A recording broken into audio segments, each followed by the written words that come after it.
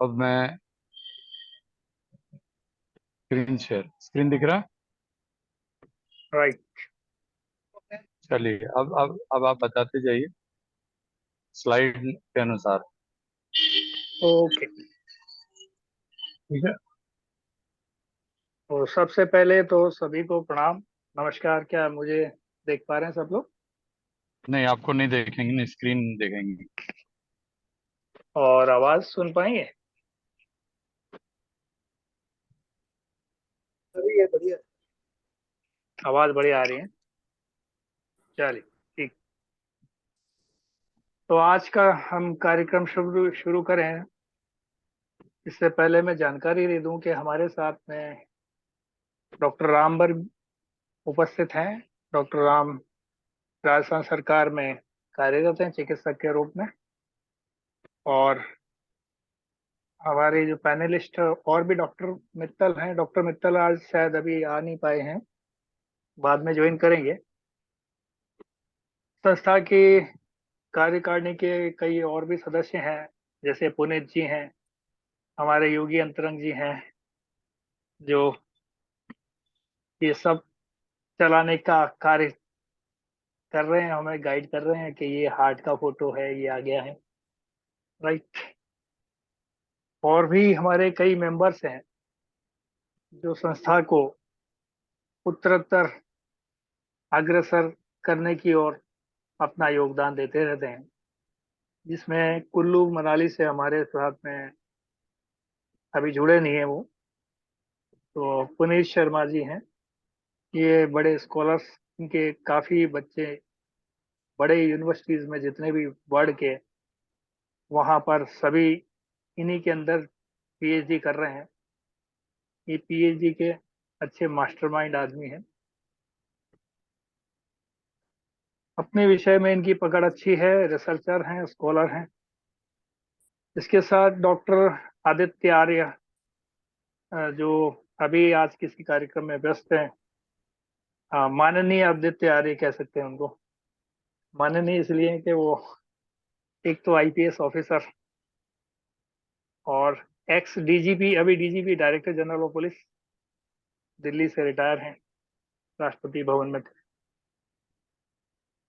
कई राज्यों में डीजीपी रहे हैं। और उनका योगदान ये है कि हमारे समाज के लिए आ, वो आयुर्वेदिक, ये डीजीपी आईपीएस होने से पहले वो साइंटिस्ट के रूप में काम कर रहे थे। तो बॉटनी में उनका अच्छा होल्ड है, पीएचडी उसी में है उनका। तो आयुर्वेदिक हर्ब्स पे उन्होंने पीएचडी की है। तो उनका संस्था में एक बड़ा योगदान है कि क्या चीज रिसर्च करनी है, क्या अच्छा है क्या बुरा, इस पर उनकी हम सहायता ही नहीं लेते, मार्गदर्शन हम लिखते रहते हैं। इसके अलावा हमारी संस्था में डॉक्टर राम की बात हो गई। ये तो कर्णधार सूत्रधार हैं ही। 2018 से इसकी नींव रखी इन्होंने और इसी को आगे बढ़ाने का क्रम चल रहा है। बाकी और भी सदस्य हैं। डॉक्टर मित्तल, ये एमबीबीएस एमडी हैं। उनका भी हमें समय समय पर सहयोग मिलता है, मार्गदर्शन मिलता है, मेरे बड़े भाई की तरह। मैं तो खाली लक्ष्मण बनने का प्रयास कर रहा हूँ, बाकी सब यहाँ राम की कमी नहीं है। तो हमारे डीजीपी साहब वो भी राम की तरह भूमिका में। डॉक्टर मित्तल, वो भी मेरे से बड़े हैं। तो हम लक्ष्मण बनने का प्रयास कर रहे हैं।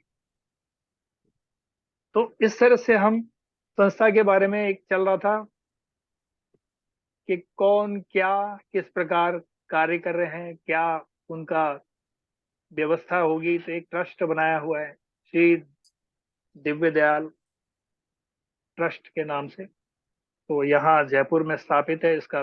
दुर्गापुरा हमने ऑफिस, रेलवे स्टेशन है यहाँ। वो ऑफिस का भी सारा डिटेल शेयर कर देंगे डॉक्टर राम।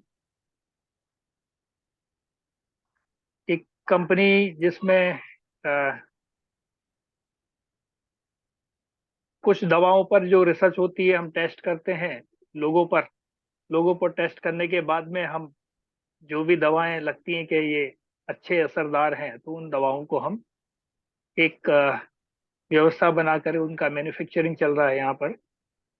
कोशिश करते हैं कि हम दवाएं ना किसी को दी जाए, भगवान करे किसी को दवाएं खाने की जरूरत पड़े, क्योंकि दवाई यानी नाम ही उसका दवाई है, यानी किसी चीज को दबाना, रोग को दबाना। आयुर्वेद कहता है रोग को उठा के बाहर फेंक। तो आयुर्वेद की विपरीत काम हमें करना शोभा नहीं देता, लेकिन अब कोई मजबूरन कोई मरीज हमारे सामने आएगा कि साहब मैं तो अब कुछ इस हालत में हूं ही नहीं, मुझे तो कुछ तो देना है। अब कुछ देना है तो ठीक है, एक व्यवस्था बनाई है, क्योंकि बाजार में जो दवाइयाँ आ रही हैं वो इतनी क्वालिटी की है नहीं। किसी नाम विशेष कंपनी का लेना ठीक नहीं होगा, सभी अच्छे हैं अपने अपने कार्य में। तो जो हमें अच्छा लगा वो हम करने का प्रयास कर रहे हैं। हम ये चाहते हैं कि हमारे ग्रुप में से ही कुछ लोग कुछ फार्मूलों पे काम करने लग जाएं, सभी तो हम नहीं बना पाएंगे, और कुछ को यहाँ से वहाँ ट्रांसपोर्टेशन में बड़ी महंगी पड़ जाएंगी। तो जो लोग घर में ना कर सकते हैं वो दवा यहाँ से ले पा सकते हैं, या जो करना ही नहीं चाहते, हमें तो कुछ करना ही नहीं है साहब, हम तो कह रहे हैं कि हम फार्मूला देते हैं, आप घर पे बनाइए। और हमारी तो बात यहाँ तक है कि हमारी जो किचन है वही एक दवाखाना है। तो हम किचन को, हमने तो मोटिव यही देखा है कि हमें खाने को दवा बनाना है, दवा को खाना नहीं बनाना है। तो हम दवा को खाना बनाने के पक्ष में बिल्कुल नहीं है। कोशिश करना है हमें खाने को दवा बनाना है। तो मिलेट्स और ये बाकी चीजें धीरे धीरे हम, हल्दी मिर्ची धनिया, सबका योगदान है। ऐसी 48 जड़ी बूटियां हमारे किचन के अंदर हैं जिनसे हम कैंसर तक का इलाज करते हैं। और कई रोगी खाली ऐसे ही ठीक हुए हैं, उनको खाली हमारा कार्य बता देना। देखिए जीवन में हम जितना सीख पाए हैं, आयुर्वेद इतना गहरा शास्त्र है जिसको हम 4 जन्म और भी ले लें तो शायद पूरा नहीं कर पाएंगे। लेकिन जितना हम सीख पा रहे हैं या जितना हम कर पाए हैं अब तक, शायद हमारे भाई बहन, हमारा परिवार या हमसे जुड़े हुए लोग, इष्ट मित्र दोस्त सब कर लें। तो मुझे लगता है कि जब मैं कह सकता हूँ कि मैं इतने साल से, 35-40 साल से गोली नहीं खा रहा, मैं भी तो जिंदा हूँ ना। और अभी कुछ समय और निकाल सकते हैं कि स्थिति में लगता हूँ। आप लोगों को लगता होगा कि 65 साल का आदमी इस तरह से बोल रहा है, तो फिर कुछ और समय निकाल सकता है, पक्की बात। तो प्रयास ये है कि हमें बिना दवाओं के समय निकालना है। डॉक्टर राम का कहना रहता है कि कुछ हो गया है तो दवा तो ले लो। मैं कहता हूँ नहीं भाई, अभी थोड़ा और कोशिश करते हैं, प्रकृति को समय देते हैं, शायद वो ठीक कर दे हमें, है ना। तो हमारी जो, इसका एक एग्जाम्पल है, जैसे कार है ना, कार के ऊपर हम स्क्रैच डाल देते हैं। कार के ऊपर क्या कर दें, स्क्रैच डाल दें। एक स्क्रैच यहाँ डाल दें, साल भर बाद में देखेंगे ना तो ये स्क्रैच तो नहीं दिखेगा, लेकिन कार का स्क्रैच दिखेगा, राइट। क्योंकि वो हमारी बनाई हुई गाड़ी है, ये किसी ऐसी शक्ति की बनाई हुई गाड़ी है, ऐसे इंजीनियर की बनाई हुई गाड़ी है जिसका कोई मुकाबला नहीं है। तो उसने हीलिंग पावर दिया है, बहुत सारी शक्तियों से ओत प्रोत होकर हमें यहाँ भेजा इस धरती पर।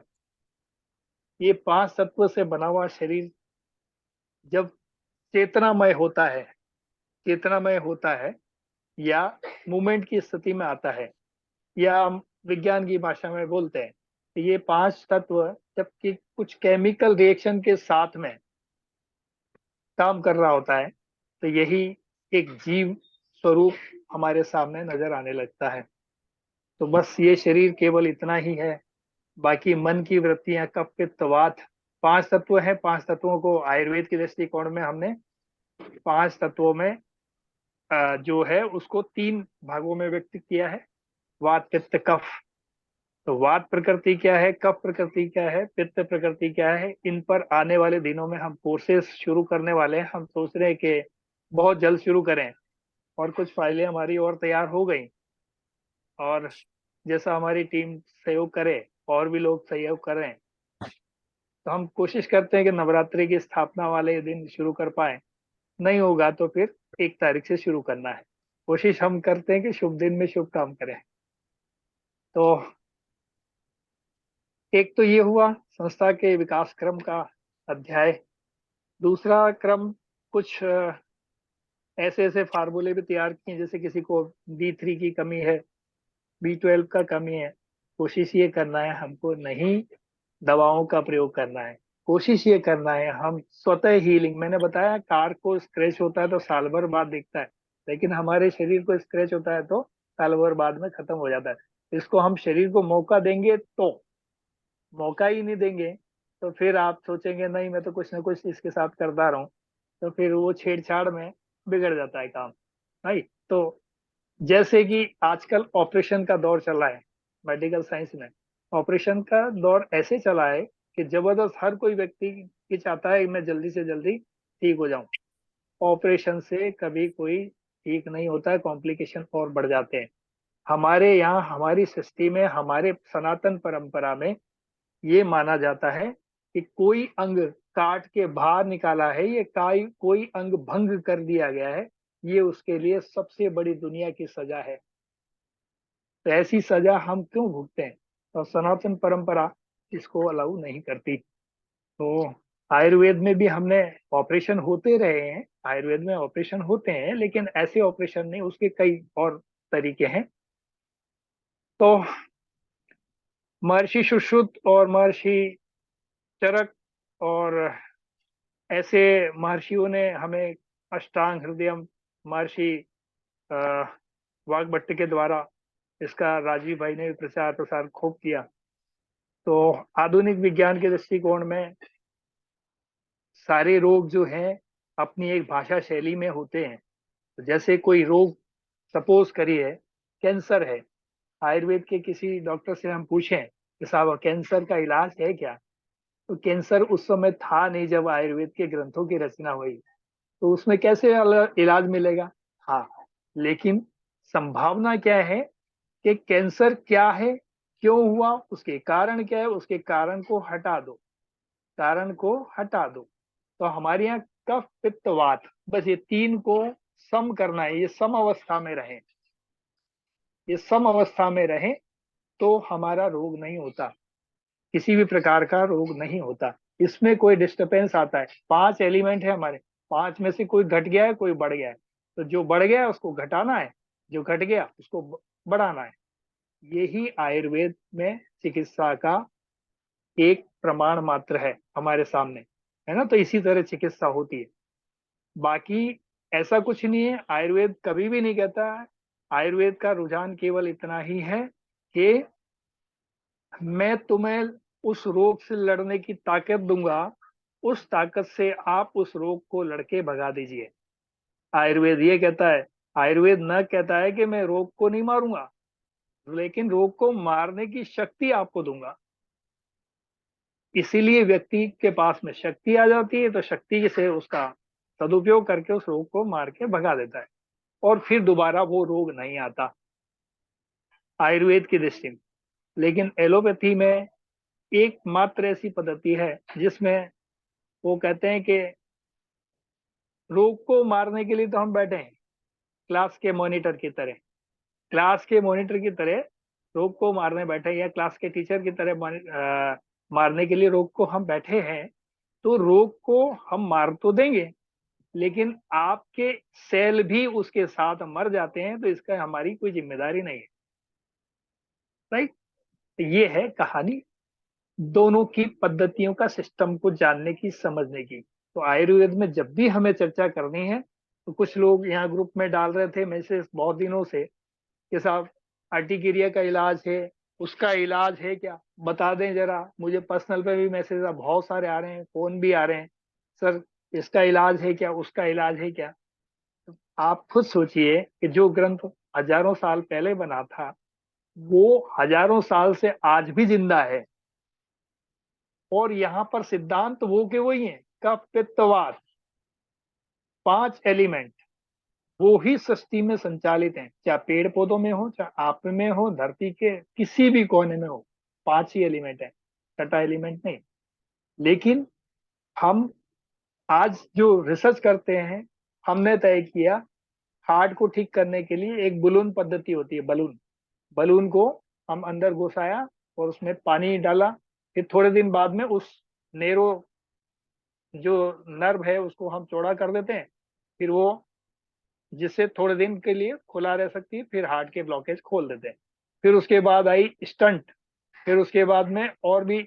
अब ये क्रम चलते जा रहे हैं, तो जिसको जो सहूलियत लगती है वो काम कर रहा है, लेकिन फिर भी वहां पे कारगर नहीं है। हम एक दवा बनाए थे, उसके बाद में उसको हमने रिपीट कर दिया, फिर दूसरा वाला दवा बनाया, रिपीट कर दिया। लेकिन आपकी तुलसी आज भी वही है, काम कर रही है हजारों साल से। नीम आपका वही हजारों साल से काम कर रहा है, वो बदला नहीं है, ऐसा ही है।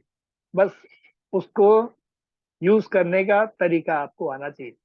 तो सार्वभौम सार्व सत्य क्या है, सनातन सत्य क्या है, जो कभी भी नहीं बदले, एक बार स्थापित हो जाए, वो सत्य कभी भी नहीं बदलता।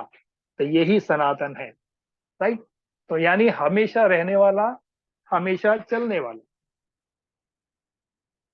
हमने पिछले दिनों चर्चा की थी कि मिलेट्स 3 प्रकार के होते हैं। मिलेट्स 3 प्रकार के होते हैं, और मिलेट्स को हम चर्चा करते करते आगे हम और बढ़ते जाते हैं, तो हमें मिलेट्स का बीमारियों पर योगदान क्या है, इस पर हम चर्चा करेंगे एक एक करके। एक एक बीमारी लेते जाएंगे, एक एक बीमारी के साथ साथ उसके योगदान की भी चर्चा करते जाएंगे। तो हमने देखा था, एक बार में फास्टली और भी लोग जुड़े हैं, इतने में एक बार रिपीटेशन दे देता हूँ। तो ग्रेन को हमने 3 पार्ट में डिवाइड किया आधुनिक विज्ञान के दृष्टिकोण से। ग्रेन, तो नेगेटिव ग्रेन यानी जो बीमारी को न तो ठीक करते हैं, न बढ़ाते हैं, न घटाते हैं।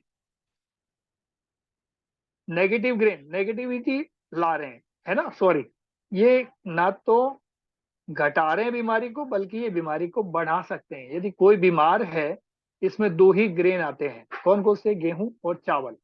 ये दोनों बीमारी को बढ़ा तो सकते हैं, घटा नहीं सकते। बीमारी को बढ़ा सकते हैं, घटा नहीं सकते, इसलिए इनको क्या कहा है, नेगेटिव ग्रेन। दूसरा हमारे पास में सेकंड नंबर की बात करते हैं, तो न्यूट्रल ग्रेन, ना तो घटा रहे हैं, ना बीमारी को बढ़ा रहे हैं, ना बीमारी को घटा रहे हैं, ना बीमारी को घटा रहे हैं। कौन सा हुआ, न्यूट्रल ग्रेन। इसमें जौ, रागी और ज्वार।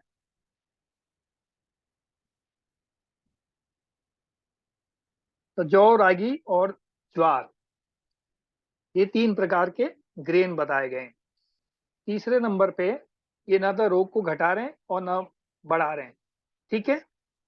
तीसरे नंबर पे आता है पॉजिटिव ग्रेन। तो हमारा ग्रेन नंबर 1 क्या था, नेगेटिव ग्रेन, न्यूट्रल ग्रेन और पॉजिटिव ग्रेन, ठीक है। तो मिलेट्स का हम जो प्रकार देखते हैं, तो क्या है, नेगेटिव ग्रेन नंबर 1 गेहूं और चावल, उसके बाद न्यूट्रल ग्रेन जौ, रागी और ज्वार, और तीसरे नंबर एक्सक्यूज पे में दादा, पॉजिटिव। ये स्क्रीन दिख रहा है क्या? स्क्रीन दिख हाँ रहा जी, हाँ जी, बिल्कुल बिल्कुल दिखा, है? ओके, बिल्कुल सही। Thank you. हाँ जी, हाँ जी। आप बताते जाइएगा चेंज करने में। Right, right. जो मिलता जाए एक बार दिखाते जाइएगा, है। पॉजिटिव ग्रेन की चर्चा कर रहे हैं हम। श्री धान्य भी कहते हैं इसको। तो श्री धान्य भी कहा जाता है। तो इसमें हमारा पॉजिटिव ग्रेन क्या क्या है, कंगनी, कंगनी। तो कंगनी, कंगनी क्या कर रहा है, ये मैंने ग्रुप में डाला हुआ है, आप चाहें तो ग्रुप में देख सकते हैं इसको। जितना शेयर हो सकता था मैंने कर दिया है। और साथ में क्या है, कंगनी के बाद में क्या, कंगनी को हम कहते हैं फोक्स टेल। फोक्स टेल, ये क्या कर रहा है, हमारे शरीर में खून की कमी को दूर कर रहा था, नर्वस सिस्टम को ठीक कर रहा था, हड्डियों को, दर्द को कंट्रोल करता है, और मोटापा कम करता है। हमारे पास एक पेशेंट है कुल्लू से, उन्होंने हमें बताया कि 1 हफ्ता हमने ये पॉजिटिव ग्रेन को यूज किया है, खासकर कोदो को, और 2 किलो वजन कम हुआ 1 हफ्ता में। बहुत बढ़िया, अच्छा रिजल्ट है इसका, मतलब चीजें काम कर रही हैं। दूसरे नंबर पे कुटकी। कुटकी मिलेट, इसको क्या कहा जाता है, लिटिल मिलेट। शुगर और हार्ट के लिए बेस्ट है, शुगर और हार्ट के लिए बेस्ट है। तीसरे नंबर का सामा। सामा या समा के चावल हम जो व्रत में खाते हैं, ये जो मैं बता रहा हूँ ना, कुटकी और ये जितने भी मिलेट्स, ये पॉजिटिव ग्रेन, इन सब को आप व्रत में खा सकते हैं, क्योंकि ये अन्न की श्रेणी में नहीं आते। राइट। कोदो भी खा सकते हैं, चेना भी खा सकते हैं, हरी कंगनी भी खा सकते हैं। तो समा के चावल हम खीर बनाते ही हैं, व्रत के अंदर सारी चीजें होते हैं। इसको हम बर्नियार्ड भी बोलते हैं। तो इसको चावल भी बना सकते हैं, साथ में हम क्या क्या बना सकते हैं, इडली डोसा जो भी आपको बनाना है। इन सभी मिलेट्स का, अच्छा इन सभी मिलेट्स में मैंने तीसरे नंबर का बताया सामा, और चौथा नंबर कोदो, चेना, पांचवा नंबर हरी कंगनी, छठा नंबर। तो ये जो छह हमारे पास ग्रेन दिख रहे हैं, पॉजिटिव ग्रेन, मोस्टली ये छह के छह क्या क्या कर रहे हैं, कफ पित्त हर हैं। आयुर्वेद के दृष्टिकोण में क्या है, कफ पित्त हर। ये सब के सब मैंने इसलिए सबके लिए अलग से नहीं लिखा है, कौन सा, खाली कोदो में मैंने डाल दिया था, कफ पित्त हर। तो जो हमारे शरीर में कफ बढ़ा हुआ है तो उसको दूर करेंगे, पित्त बढ़ा है तो उसको भी, उससे जुड़ी हुई बीमारियों को दूर करेंगे। इसके लिए हमको बेसिक चीजों को सीखना पड़ेगा। क्या क्या सीखना पड़ेगा, कफ क्या होता है, पित्त क्या होता है, वात क्या होता है, तभी इन चीजों का हम अच्छे से जीवन में प्रयोग कर पाएंगे। तो इसके लिए हम बहुत जल्दी ही कोर्स शुरू करेंगे। पहले हमने 4-5 साल पहले ये कोर्सेज चलाए हैं, और बहुत से हमारे लोग जुड़े हैं, और अभी भी कई इस ग्रुप में भी हमारे साथ हैं साथी जो ये सारे कोर्सेज सीखे हुए हैं। तो इनका रोल क्या होगा, जैसे मोस्टली ये क्या कर रहे हैं, कफ पित्त हर, यानी कफ की 20 से ज्यादा बीमारियां हैं, जो ऐसी बीमारियां 20 से 28 के आसपास बीमारियां होती हैं, जो कि बड़ी जिद्दी बीमारियां होती हैं, वो जाती नहीं शरीर में। खासकर जैसे आप देखिए, जो भी आकर के जम रहा है, जम गया है उस जगह पर, वो गंदगी के रूप में हो सकता है, टॉक्सिक मटेरियल के रूप में हो सकता है, ये सारे के सारे कफ की बीमारियां। जहां भी कहीं जमने वाली चीज देखो, वो सब, है ना। आपने टेस्ट कराया कोई चीज,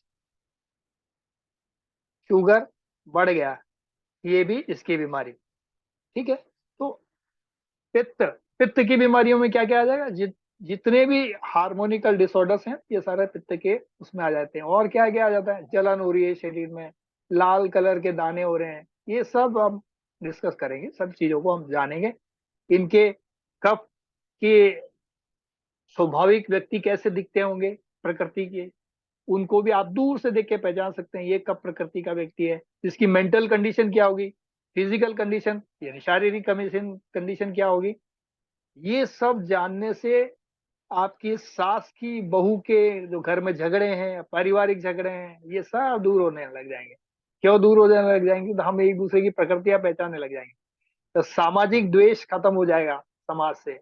बीमारियों के दृष्टिकोण से भी सीखना जरूरी है इसको, आर्थिक दृष्टिकोण से सीखना जरूरी है। हम कहीं बिजनेस के लिए दो कंपनियों का मिलन हो रहा है, या किसी से ट्रांजेक्शन कर रहे हैं, किस टाइप का व्यक्ति है, यदि आप ये सीख गए, इतनी गहरी चीज है कि आपको ये पता लग जाएगा इस व्यक्ति से मुझे व्यवहार कैसे करना है। चाहे कितना भी अक्खड़ स्वभाव का, कहते हैं ना भैया, इससे धंधा कोई नहीं कर सकता, बिजनेस कोई कर नहीं पाएगा मिल करके, उससे भी आप जीत जाओगे।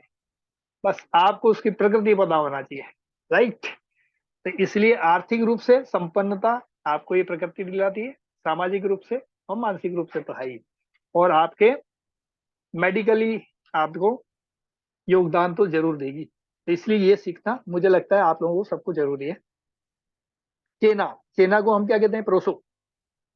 प्रोसो क्या क्या कर रहा है, इसमें भरपूर मैग्नीशियम, हाँ ये एसिडिटी के जितने भी रोगी हैं ना उनके लिए बढ़िया है। हाँ एक और चीज, जैसे कि कहीं ये बांटे आ जाते हैं, कई लोग बोलते हैं बांटे आ गया है, मेरे पैर में अकड़ गया है, नसों में तनाव आ गया है, सब ये सब मैग्नीशियम। और दूसरा इंडाइजेशन वगैरह, एसिडिटी वगैरह, ये सब को ये मैनेज कर देगा। क्यों कर देगा, एलोपैथी में जब जैसी एसिडिटी होती है तो क्या देते हैं, मिल्क ऑफ मैग्नीशिया। राइट। तो ये वही चीज इसके अंदर बेसिक फंडामेंटल उसके स्ट्रक्चर का सारा गणित यहाँ पे आपको मिल जा रहा है। कार्बोहाइड्रेट हमें शरीर को चलाने के लिए चाहिए, मिल जाएगा। प्रोटीन है आपके पास, जबरदस्त बढ़िया क्वालिटी का प्रोटीन भी हो गया, फास्फोरस हो गया, इसमें विटामिन B6 बहुत बढ़िया है, इसमें आयरन है, और फाइबर तो है ही है, फाइबर सबसे ज्यादा है। हरी कंगनी में भी सेम टू सेम कंडीशन है, इसको ब्राउन टॉप भी बोलते हैं, ये ना मिले तो ये भी ले सकते हैं। लेकिन ये सब के सब मैंने आपको बताया कफ पित्त हर हैं, तो कफ और पित्त की बीमारियों को दूर करेंगे शरीर में, लेकिन वात की वृद्धि करेंगे। हाँ, ये एक तराजू है कफ पित्त और वात का, जो क्या करेगा, कफ और पित्त बढ़ेगा तो वात घटेगा, ठीक है, और वात जो है बढ़ेगा तो ये दोनों घटेंगे। दोनों घटने के चक्कर में आपका वात बढ़ता है। तो इसके बहुत सारे यूजेस हैं। हम क्या कर सकते हैं, इसको पानी में 8 घंटे भिगो दें, 8 घंटे 10 घंटा जितना भी भिगो करके, फिर आप इसकी इडली डोसी जो भी बनाना है वो बना लीजिए, रोटी बनानी है रोटी बना लीजिए, जैसा आपका मन करे, जो भी आप गेहूं के साथ करते हैं वो सब इसके साथ कर सकते हैं, राइट। तो पूड़ी कचौड़ी पकौड़ी जो भी, लेकिन उतना सॉफ्ट नहीं होता, ये हार्ड होता है। जैसे मक्का की रोटी बनती है, जैसे बाजरे की रोटी बनती है, सेम ये के सेम सेम कंडीशन इनकी रहती है।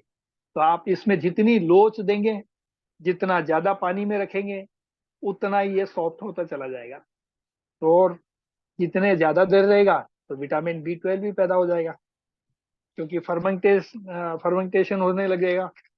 तो ये विटामिन B12 का रास्ता भी हो सकता है।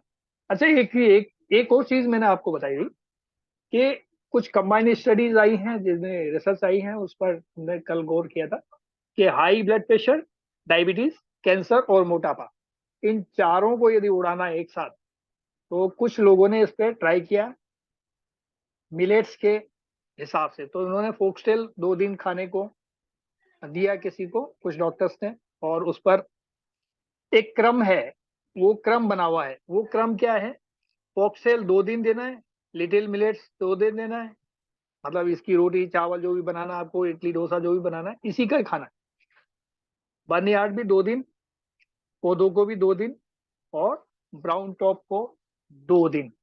फिर वापस आप सिमिलर नंबर 1 से शुरू करते हैं, वापस फॉक्सटेल 2 दिन, ऐसे कैसे इस क्रम से चालू करते हैं, तो आपकी कौन कौन सी बीमारियों पर लाभ करेगा, हार्ट डिजीज, डायबिटीज, कैंसर और मोटापा। जब एक मिलेट को यूज किया तो 2 किलो सप्ताह भर में वजन कम हुआ, ऐसा रिपोर्ट आ रही है। तो मुझे लगता है ये पूरी सीक्वेंस को हम यूज करते हैं तो जल्दी से जल्दी ठीक होने के चांस बनते हैं, राइट। कुछ और प्रयोग हुए हैं जिसमें स्किन डिजीज पर बात हुई है, लीवर, किडनी।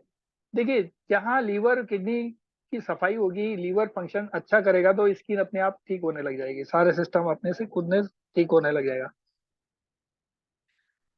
तो इम्यूनिटी बढ़ेगी तो आपकी बैक्टीरियल इन्फेक्शन भी खत्म होंगे। तो skin, liver, kidney, bacterial infection में क्या क्या करना है। एक प्रयोग हुआ है जिसमें कोदो को 3 दिन लेना है, बार्नयार्ड को भी 3 दिन लेना है, फॉक्सटेल को भी 1 डे लेना है, और लिटिल मिलेट्स को हम 1 डे, और ब्राउन टॉप को 1 डे, ऐसे करके एक क्रम बनाया है। और इस क्रम में वापस पहले वाले क्रम पे आ जाएंगे। तो इस तरह से हम यदि 2 3 4 महीने चलाते हैं तो मुझे लगता है कि, मुझे क्या लगता है, लोग बता ही रहे हैं कि हमें ये फायदे हो रहे हैं। हमने तो प्रैक्टिकल करके देखा लोगों के ऊपर, लोग कह रहे हैं कि ये सारी बीमारियां ठीक हुई, टॉक्सिक मटेरियल बॉडी से बाहर हुए हैं। किडनी की बीमारियां, किडनी बदलने की बात कर रहे हैं लोग, किडनी फेलियर हो रहे हैं। तो ये जब शुरू होते हैं तो किडनी फेलियर और ये सब भी वापस रिवर्सल होने लग जाती हैं बीमारियां, राइट। तो हम इस पर हम चर्चा कर सकते हैं, राइट।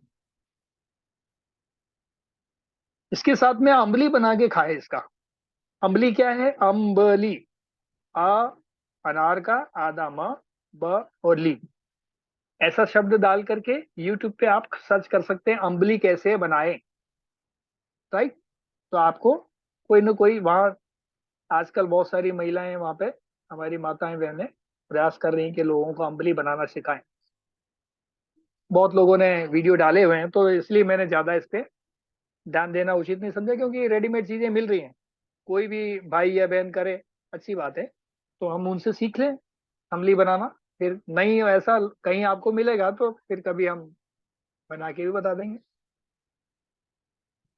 तो B12 का एक अच्छा स्रोत है अम्बली, राइट, क्योंकि फर्मेंटेशन से ही आता है। जितने भी फर्मेंटेशन वाले प्रोडक्ट हैं वो सब B12 आपको दे रहे हैं। ब्रेड को मत लीजिएगा, ब्रेड भी ऐसे आता है।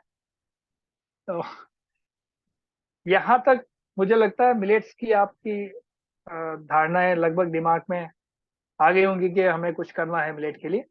तो अब हम आगे बढ़ते हैं, चर्चा करेंगे कि हम हार्ट की चर्चा करते हैं, क्योंकि हमारे सीक्वेंस में देखा है, ऊपर लिखा है हार्ट, डायबिटीज, कैंसर और मोटापा। एक सीक्वेंस में हम ये खाएंगे तो ये बीमारियां नहीं होंगी। आज हम देखते हैं कि हार्ट क्या है। पहले तो हार्ट को समझें, हार्ट की क्या कंडीशन है, क्या क्या बीमारियां हो सकती हैं, राइट।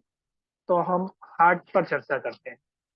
हार्ट कैसा दिखता है, क्या है, क्यों है, इस पर विचार करते हैं। इसकी वर्किंग इफिशियंसी क्या होगी। ये हमारे पास में चेयर है, हार्ट की फोटो दिख रही है सामने। तो हार्ट की डिजीजेस क्या है, हार्ट का आंतरिक भाग भी है इसके अंदर, आप चाहें तो शेयर कर सकते हैं। बाहरी भाग तो है ही। तो दिल, जिसको हिंदी में बोलते हैं हम लोग, तो दिल की बीमारी क्या है, क्यों है। पहले ये देखें कि दिल जो है 72 बार, 72 बार धड़कन लेता है दिन में। क्या करता है दिल हमारा, 72 बार धड़कता है। ऐसा एक स्टैंडर्ड कंडीशन में माना जा सकता है, राइट। तो अब 24 घंटे में कितना धड़कता होगा, 24 घंटे में लगभग 1 लाख के आसपास, राइट। बेचारे को कोई रेस्ट नहीं है। आप काम करते हैं, आपको रेस्ट मिलता है ना। डॉक्टर साहब गवर्नमेंट की नौकरी करते हैं, डॉक्टर साहब भी एक वीकली रेस्ट ले ही लेते हैं। हार्ट को दे दें एक दिन शायद।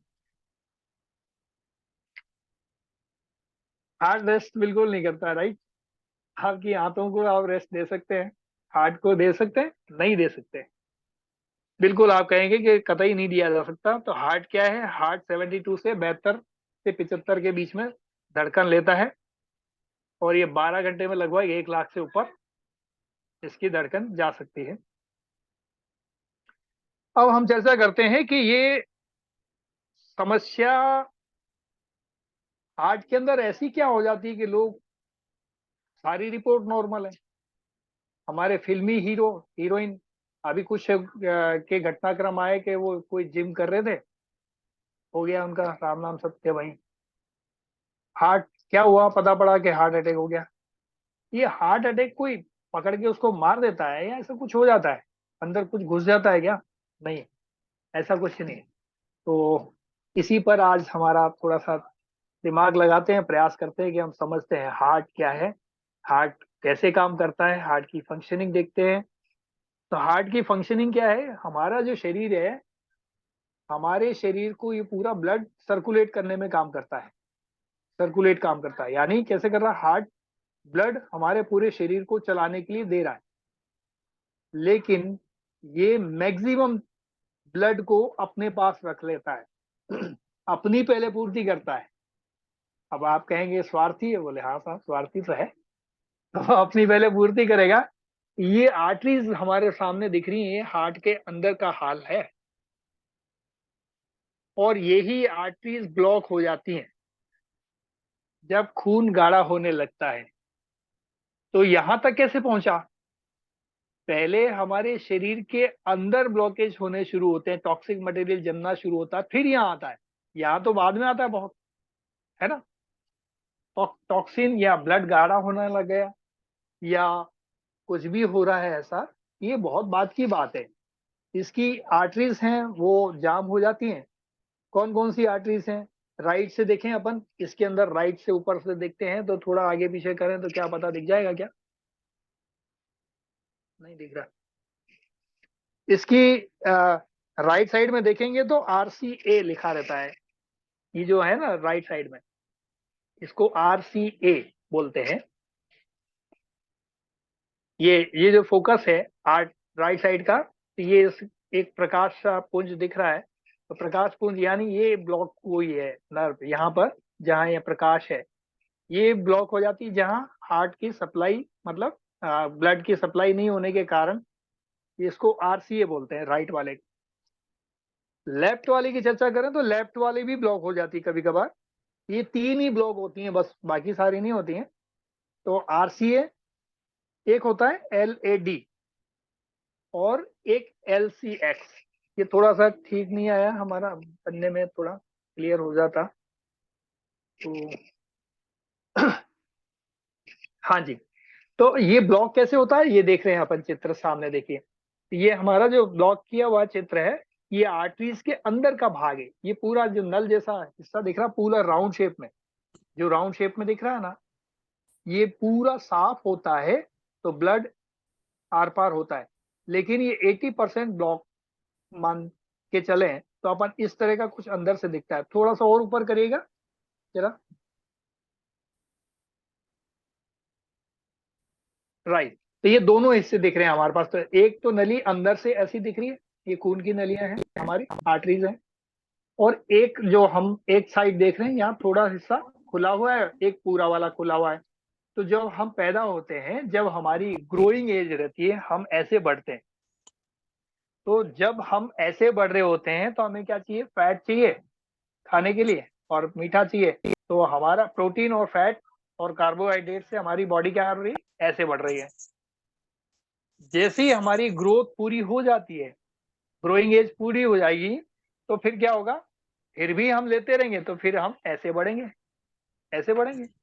यानी साइड से बढ़ेंगे, यानी कमर का कमरा भी हो सकता है, यहाँ से देखेंगे तो चेहरा ऐसा हो सकता है ना। तो ये बढ़ने का क्रम जो है हमारा बढ़ता चला जाएगा, क्योंकि एक एज के बाद में हमारी हाइट नहीं बढ़ती। लेकिन हमारा खाना पीना वैसा का वैसा ही बना हुआ है, जहाँ कार्बोहाइड्रेट या फैट या प्रोटीन का हम भरपूर इस्तेमाल कर रहे हैं, तो वो बढ़ता जाता है। अब ये बढ़ेगा तो क्या ये गाइडेड बम है ये खाना? नहीं, गाइडेड बम नहीं है। क्या आपके भारी शरीर को ही बढ़ाएगा? नहीं, ये आपके आंतरिक हिस्सों को भी इस तरह से बढ़ाएगा, उनको भी ब्लॉक करेगा। आप कहोगे जी मैं तो समोसा खाता नहीं, कचौरी खाता नहीं है, ऐसे कुछ भी नहीं, मेरे को हार्ट अटैक कैसे हो रहा है? यहाँ ही आकर के समस्याएं खड़ी होती है कि हम कुछ भी गलत काम नहीं कर रहे, कुछ हम गलत खा नहीं रहे, फिर उसके बाद में हमें इसका सामना क्यों करना पड़ रहा। फरीदाबाद में एक भाई साहब थे, मैं जिनके साथ हम लोग क्षमता के हिसाब से अपने काम करते थे। उनके एक पड़ोसी थे, उनके फ्लैट में कह के गए भाई साहब अभी 10 मिनट में आता हूँ, दोबारा लौटे नहीं। एकदम फिट, जिमिंग करते थे। हमको आशा नहीं हुई कि वो व्यक्ति चला जाएगा, जो अभी कह रहा है अभी 10 मिनट में आ रहा हूँ, मैं सब्जी लेने जा रहा हूँ। तो ऐसे ऐसे लोग हमारे बीच से चले जाते हैं, जिन्हें हम बहुत ज्यादा चाहते हैं, अपने अच्छे परिचित लोग हैं। ऐसा क्यों होता है? समझिए कि हो सकता है उन भाई साहब ने अपने रेगुलर, हम कहते हैं कि मंथली या ईयरली हम कुछ टेस्ट करा लेने चाहिए, हमारी जांच कराते रहना चाहिए। कोलेस्ट्रॉल घट गया बढ़ गया, वो भाई साहब तो रेगुलर कराते थे। उनके उनकी तो अपनी लेबोरेटरी के अंदर ही बैठते थे, वो लैब में काम करते थे, तो वो तो खुद ही चेक करते रहते थे, फिर चले गए। तो रेगुलर चेकअप करने वाला भी चला जा रहा है। फिल्म इंडस्ट्रीज में तो उनके एक एक हीरो या हमारे जो स्टार्स हैं, इनको तो एक एक दो दो डॉक्टर सलाह दे रहे होते हैं। जो फिजिकल जो डॉक्टर है, वो एक न्यूट्रिशन का डॉक्टर है, वो बताता है कि आपको ये खाना, ये नहीं खाना, ये छोड़ देना है। और जो फिजिकल डॉक्टर है, वो पूरी न्यूट्रिशन उनकी वैल्यू निकाल के रखता है। विटामिन B12 की कमी है, सी की कमी है, ए की कमी है, वो पूरी करने के लिए न्यूट्रिशन वाले को देता है, वो न्यूट्रिशन वाला उसको गाइड कर रहा होता है। तो हमारे स्टार्स फिर कैसे चले जाते हैं हमें छोड़ करके? तो ऐसी खबरें जो हैं, ये इसलिए आती हैं कि हमारे कहीं ना कहीं ऐसे सिस्टम, जो हम टेस्ट के माध्यम से जिनको हम समझ नहीं पाते, लेकिन आयुर्वेद में जो पद्धतियां हैं उनके माध्यम से शायद हम समझ पाए, क्योंकि यहाँ पर नाड़ी की जांच होती है। तो नाड़ी के अंदर क्या ब्लॉकेज चल रहा है, क्या स्थितियां चल रही है, नाड़ी की जांच से हम बहुत कुछ जान सकते हैं। तो जो टेस्ट रिपोर्ट में नहीं आती है, वो कई बार इस तरह से हमारे सामने आ सकती है। तो वो जांचेस को हम देख सकते हैं। तो इस तरह से जो हमारे सामने ये ब्लॉक दिख रही है, एक तो नर्व, मैं बता रहा हूँ कि आर्टरीज आपको कुछ ऐसी होती है इसके अंदर, इसके ऊपर कुछ लेयर चढ़ा रहता है। सपोज करो मैंने इसको आर्टरी मान लिया, मेरी उंगली को मैं आर्टरी मान लूं, तो इसके ऊपर इसको अंदर से पोला मान लूं, ऐसा सामने की तरह, तो इसके अंदर से ऐसा गोल दिखता है। नीचे वाले में अपन पोर्शन में देख रहे हैं, जैसा राइट साइड में हम, तो राइट में या लेफ्ट में देख लीजिए जो भी खाली दिख रहा हो, क्योंकि मेरी तरफ से ये लेफ्ट नजर आ रहा है मुझे, तो लेफ्ट वाले में हम देखते हैं अपन, तो लेफ्ट वाला खुला है। और राइट की तरफ देखते हैं तो इसकी जो मेम्ब्रेन होती है ऊपर की मेम्ब्रेन, बस यही फट जाती है, क्योंकि ये इसके नीचे से ये ट्राइग्लिसराइड और जो कोलेस्ट्रॉल जो हमारा बढ़ता है, ये बढ़ते बढ़ते इस मेम्ब्रेन को आगे तक फुलाता जाता है, रास्ता इसका छोटा सकड़ा होता जाता है। सकड़े होते होते होते होते ये जो मेम्ब्रेन है ना, ये कवरिंग जिसको बोलते हैं, ये ऊपर भी कवर है, अंदर भी कवर है। जैसे कि अपन वो धागे वाला एक वो देखते हैं ना, पानी वाला ट्यूब, जिससे नल के अंदर लगा के हम गार्डन की सिंचाई कर देते हैं, या जिसमें धागे वाला, अंदर धागे की कोटिंग होती है, ऊपर से एक लेयर चढ़ी होती है, अंदर भी लेयर होती है, बीच में खाली होता है ट्यूब, तो पानी जाने की जगह। तो कुछ ऐसी ही संरचना का ये होता है। इसको हम इनर एंडोथेलियन लेयर कहेंगे, और बाहर की भी layer same to same condition है। तो ये क्या कर रही है हमारे शरीर में, इसमें हार्डनेस आती जाती है और वही ब्रेक हो जाती है। पत्थर टूट जाएगा जब पैदा हुआ था। ये जरा बक्सा तो बाद में टूटिएगा, ये थोड़ा आवाज को आप कंट्रोल करिए।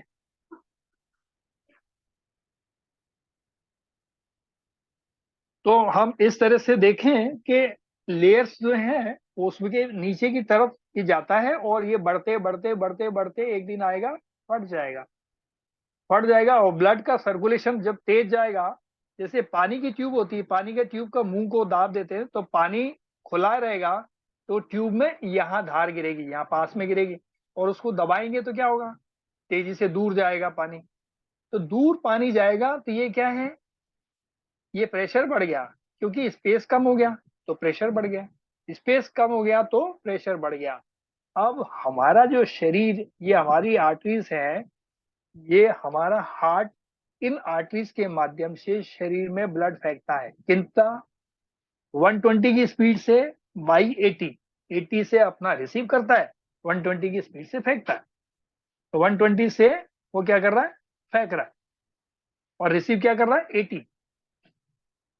तो जितनी भी गहरी हमारी आर्टरीज हैं या नर्व्स हैं, जिनको आसान भाषा में बोले नसें हैं, ये सारी की सारी नसें अंदर शरीर में गहरी हैं, अंदर शरीर में बहुत गहरी हैं, तो हमारे इनर पार्ट में होती हैं वो, और उनकी साइज भी ज्यादा होती है, मोटाई होती है उनकी ज्यादा।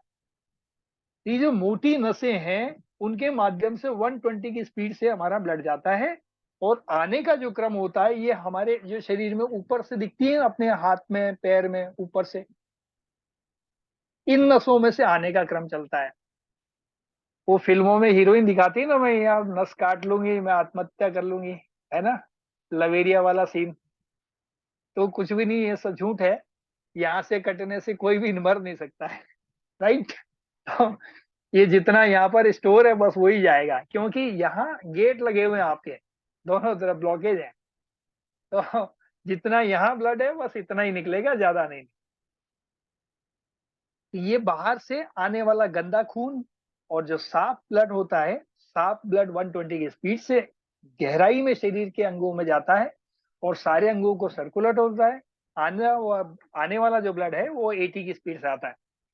तो एक जैसे बॉल को हमने यूं थ्रो किया और वापस से आई, तो जब भी बॉल को हम थ्रो करते हैं और वो दीवार से टकरा के वापस आएगी, तो कम गति से आएगी, जबकि थ्रो करेंगे तो ज्यादा गति से आएगी। तो 120/80 हमारी हार्ट बीट, ये हमारा जो हार्ट का बीपी जो नापते हैं, बीपी ब्लड प्रेशर, वो कैसे नापते हैं, 120/80।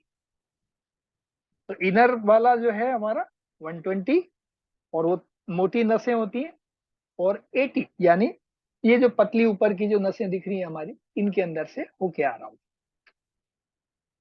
तो ये हमारा हार्ट का फंक्शनिंग है बॉडी के अंदर। इसका रोल क्या है हमारा, इसका ब्लड को फेंकना, वापस अपनी तरफ स्टोर करना, फिर फेफड़ों को भेज देना, फेफड़े में शुद्ध होकर के वापस आएगा, फिर उठा करके वापस इसको फेंक देना, फिर वापस से अपने पास ले लेना 80 की स्पीड से, 120/80, फिर वापस से फेफड़ों को देना है। फेफड़े उसमें इसमें जितना भी CO2 गया होगा, यानी कार्बन डाइऑक्साइड, जो गंदी गैसें गई होगी, उनको सबको शुद्धि के लिए कहाँ भेजेगा? फेफड़ों के पास में। फेफड़ों में अंदर जो इसके फंक्शनिंग है, वो क्या करेगी? इसको गैसों को ट्रांसफर कर देगी। हमने सांस ली, हमने प्राणायाम किया, उसकी ऑक्सीजन जो है अंदर क्या करती है? उसके साथ में डिजोल्व हो जाती है। हीमोग्लोबिन, जो ब्लड है हमारा, ब्लड के अंदर होता है हीमोग्लोबिन। हीमोग्लोबिन ऑक्सीजन का कैरियर है, और वो ऑक्सीजन लेकर के वापस आ जाता है, फिर वापस अंगों को ऑक्सीजन चली जाती है। फिर उसके बाद में ये जो ऑक्सीजन आई है, ऑक्सीजन का जब भी कोलेस्ट्रॉल के साथ संपर्क होता है, ये बिल्कुल ब्लॉक हो जाता है, जम जाता है। ये मेम्ब्रेन जैसी फटती है, ऐसे ही, और ये फटने के बाद में इसके अंदर से जो कंटेंट निकलेगा, केमिकल निकलेगा, और वो ऑक्सीजन के साथ क्रिया करेगा। क्रिया करने के बाद में उस आर्टरी को जाम कर देगा। जाम करते ही हार्ट का ब्लड यहाँ वहां जाना बंद हो जाएगा। यही हार्ट अटैक है। तो मुझे लगता है आपको समझ में आ गया होगा। मैंने मेडिकल की टर्मिनोलॉजी से बाहर निकल के आसान भाषा में समझाने का प्रयास किया, तो क्या पता मैं समझा पाया या नहीं बता पाया। या मेडिकल की भाषा में तो ये सारी चीजें नहीं होती हैं, वहाँ दूसरा भाषा चलती है। जब हम लोग मेडिकल कॉलेज में पढ़ते हैं तो वहाँ दूसरा भाषा शैली होती है, तो मेडिकल की भाषा अलग है। आम बोलचाल की भाषा में कोशिश की कि मैं आपको हार्ट अटैक को क्लियर कर पाऊं। हार्ट अटैक क्या है कि आपको क्लियर हो गया, यानी ऑक्सीजन जो हम ले रहे हैं, ये ऑक्सीजन हीमोग्लोबिन के साथ ब्लड में जाएगी। जहां पर मेम्ब्रेन फटेगी, उसके अंदर से जो केमिकल बाहर आएगा, उसके साथ में क्रिया करके उसको जमा देगा। जमाने के कारण वो रास्ता ब्लॉक हो जाएगा, वहां आर्टरी रुक जाएगी, और वही हार्ट अटैक है। ठीक है, तो अब कितने दिन में हार्ट अटैक आएगा, ये कैसे पता कर सकते हैं? वो कर सकते हैं क्या पता? राइट, तो हमने इसकी पहले तो कार्य संरचना देखी, है ना। फेफड़े की संरचना में हम ऑक्सीजन कितना लेते हैं? हम गैसेस में बहुत सारी नाइट्रोजन मैक्सिमम पार्ट में होती है, तो गैसेस को हम क्या करते हैं? हम सांस लेते हैं, प्राणायाम करते हैं। इसमें कितना 21% जो है ऑक्सीजन हमारी बॉडी में जा रहा है। 21% एक जीवित व्यक्ति के लिए, एक स्वस्थ व्यक्ति को आवश्यकता में चाहिए। राइट, एक साफ वायुमंडल में जीवन जीने के लिए हमें कितनी ऑक्सीजन होनी चाहिए? 21%। 21% मतलब 20 कुछ पॉइंट है, तो हम उसको 21 मान के चलते हैं, है ना। अराउंड कर लेते हैं, इसको राउंड में कर लेते हैं।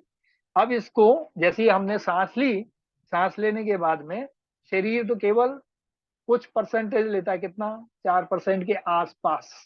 बाकी 17% वापस बाहर छोड़ देता है। ऑक्सीजन कितना लिया था? 21%। उसमें और अन्य गैसेस भी अवेलेबल थी, तो और बाकी क्या करेगा? उसको बाहर उठा के फेंक देगा। तो हमारे बॉडी में कितना काम में आया है? केवल 4%। तो हमें 4% भी ऑक्सीजन मिल जाए तो हम जिंदा रह सकते हैं? यस, जब तो हम आज जिंदा हैं। शहरों की देखिए कंडीशन, आप देखेंगे किसी कहीं 10 है, कहीं 12 है, पैरामीटर चेक करेंगे तो आपको अलग अलग कुछ दिखेंगे। ऐसे ही भगवान ने हमको हर चीज एक्सेस दी है। एक्सेस ये मतलब ज्यादा पॉल्यूशन हो भी गया तो हम जिंदा रह सकते हैं। ऐसे ही हार्ट के अंदर भी सब कुछ दिया है, सब कुछ, यानी बाईपास भी दिया है, बाईपास सिस्टम भी दिया है। ये बाईपास को करते क्या है? हम लोग ब्लॉक कर देते हैं, उसको पहले ब्लॉक कर देते हैं, बाकी चीजों को बाद में कर रहे हैं। तो ब्लॉक की कहानी अब हमने अच्छा, उसमें क्या जम जाता होगा ऐसा, इस पर चर्चा करें थोड़ा। तो जैसे आपने किचन देखा होगा, किचन, किचन के अंदर, किचन की जब अपन सफाई करते हैं, होली दिवाली बार त्योहार, या वीकली कुछ लोग सफाई करते हैं, कुछ मंथली करते हैं, तो जो टाइलें होती है ना, टाइलें जहाँ छौंका लगाते हैं, छौंका लगाते हैं गैस के ऊपर, और टाइलों के ऊपर कुछ जमा गंदगी हो जाती है, ऑयल ऑयल चिकना चिकना चिकना सा। और उसको साफ करते हैं तो वो तो फिर भी साफ हो जाएगा, लेकिन एग्जॉस्ट फैन या चिमनी का जो फैन है उसको साफ करना हो तो बहुत मुश्किल होता है। तो वो ही चीज जो हमारे, हाँ ये वाला, ये वाला चित्र रखिए, हाँ ये वाला, इसको हम क्लियर करते हैं अभी। थोड़ा सा और नीचे करिएगा, इसमें वो दिख नहीं रहा, थोड़ा और नीचे। इसके ऊपर एज का वर्गीकरण लिखा हुआ है। नीचे नीचे, नहीं नहीं, एज का वो जो ऊपर वाला दिखाया था ना वो,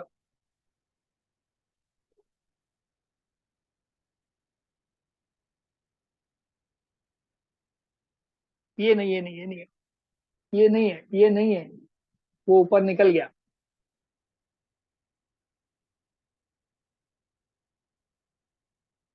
यस यस, ये हो गया। Yes it is. हाँ, ये जो हमारे आर्टरीज दिख रही है ना, आर्टरी, तब 20 साल के थे ना, उसमें इतनी जगह थी क्योंकि हम ग्रोइंग एज में थे, राइट। यहाँ इस चित्र में क्या दिखाया हुआ है, एज का और ब्लॉकेज का संबंध दिखाया हुआ है। तो ब्लॉक कैसे हुआ, ये जो पाइप है हमारा आर्टरी, वहां लिखा है 20 ईयर, यानी 20 ईयर तक हम खुला हुआ है एकदम पाइप। अब जैसे ही आगे बढ़ा तो हमारा कितना लिखा है यहाँ पर, 30 ईयर, 30 ईयर यानी कुछ और ब्लॉक हो गया, और 40 ईयर पे कुछ और ब्लॉक हो गया, 50 ईयर पे कुछ और ब्लॉक हो गया, 60 पे जाकर के 80% ब्लॉक हो गया। यानी पर ईयर 2% ब्लॉकेज बढ़ रही है हमारे शरीर में, ये हम मान लें। क्यों, क्योंकि हमने खाने पीने का, अब ये बढ़ी तो क्यों बढ़ी, हमारा खान पान, रहन सहन, लिविंग स्टैंडर्ड तो एज इट इज है। कैसा, जैसे बचपन में था, आए दौड़ते भागते कुछ खा लिया पी लिया। अब उसको खर्च नहीं कर रहे ना हम, जमा तो कर रहे हैं, खर्च नहीं कर रहे। सपोज करिए एक नोटों की गड्डियां ले लें, उसके रबर बैंड लगाओ, उसमें नोट घुसाते जाएं, घुसाते जाएं, घुसाते जाएं, घुसाते जाएं, घुसाते जाएं, क्या होगा, एक दिन रबर बैंड टूट सकता है। या थैले को अपन ले लें और कुछ उसमें सामान भरते जाएं, भरते जाएं, भरते जाएं, तो क्या होगा, एक दिन थैला फुल हो जाएगा, और जबरदस्ती ठूसेंगे तो क्या होगा, फट जाएगा। तो सिमिलर कंडीशन यहाँ पर होती है। ये हमारी आर्टरी है, आर्टरी जो है ब्लॉक हो जाती है लगभग 60 की एज में, आइडियल कंडीशन में। तो आइडियल कंडीशन में ये बढ़ कैसे रहा है, तो बढ़ रहा है कैसे है कि ये इसमें थोड़ा ब्लॉक हुआ, फिर थोड़ा ब्लॉक हुआ, थोड़ा ब्लॉक हुआ, थोड़ा ब्लॉक हुआ, थोड़ा ब्लॉक हुआ, ये ब्लॉक होते होते एक एज के बाद में ये आपको दिक्कत आ रही है। लेकिन इसकी जो फंक्शनिंग है, मैं थोड़ा आपको गाइड कर दूं कि जैसे अपन चल रहे हैं, चलने में हमारी सांस नहीं फूल रही है।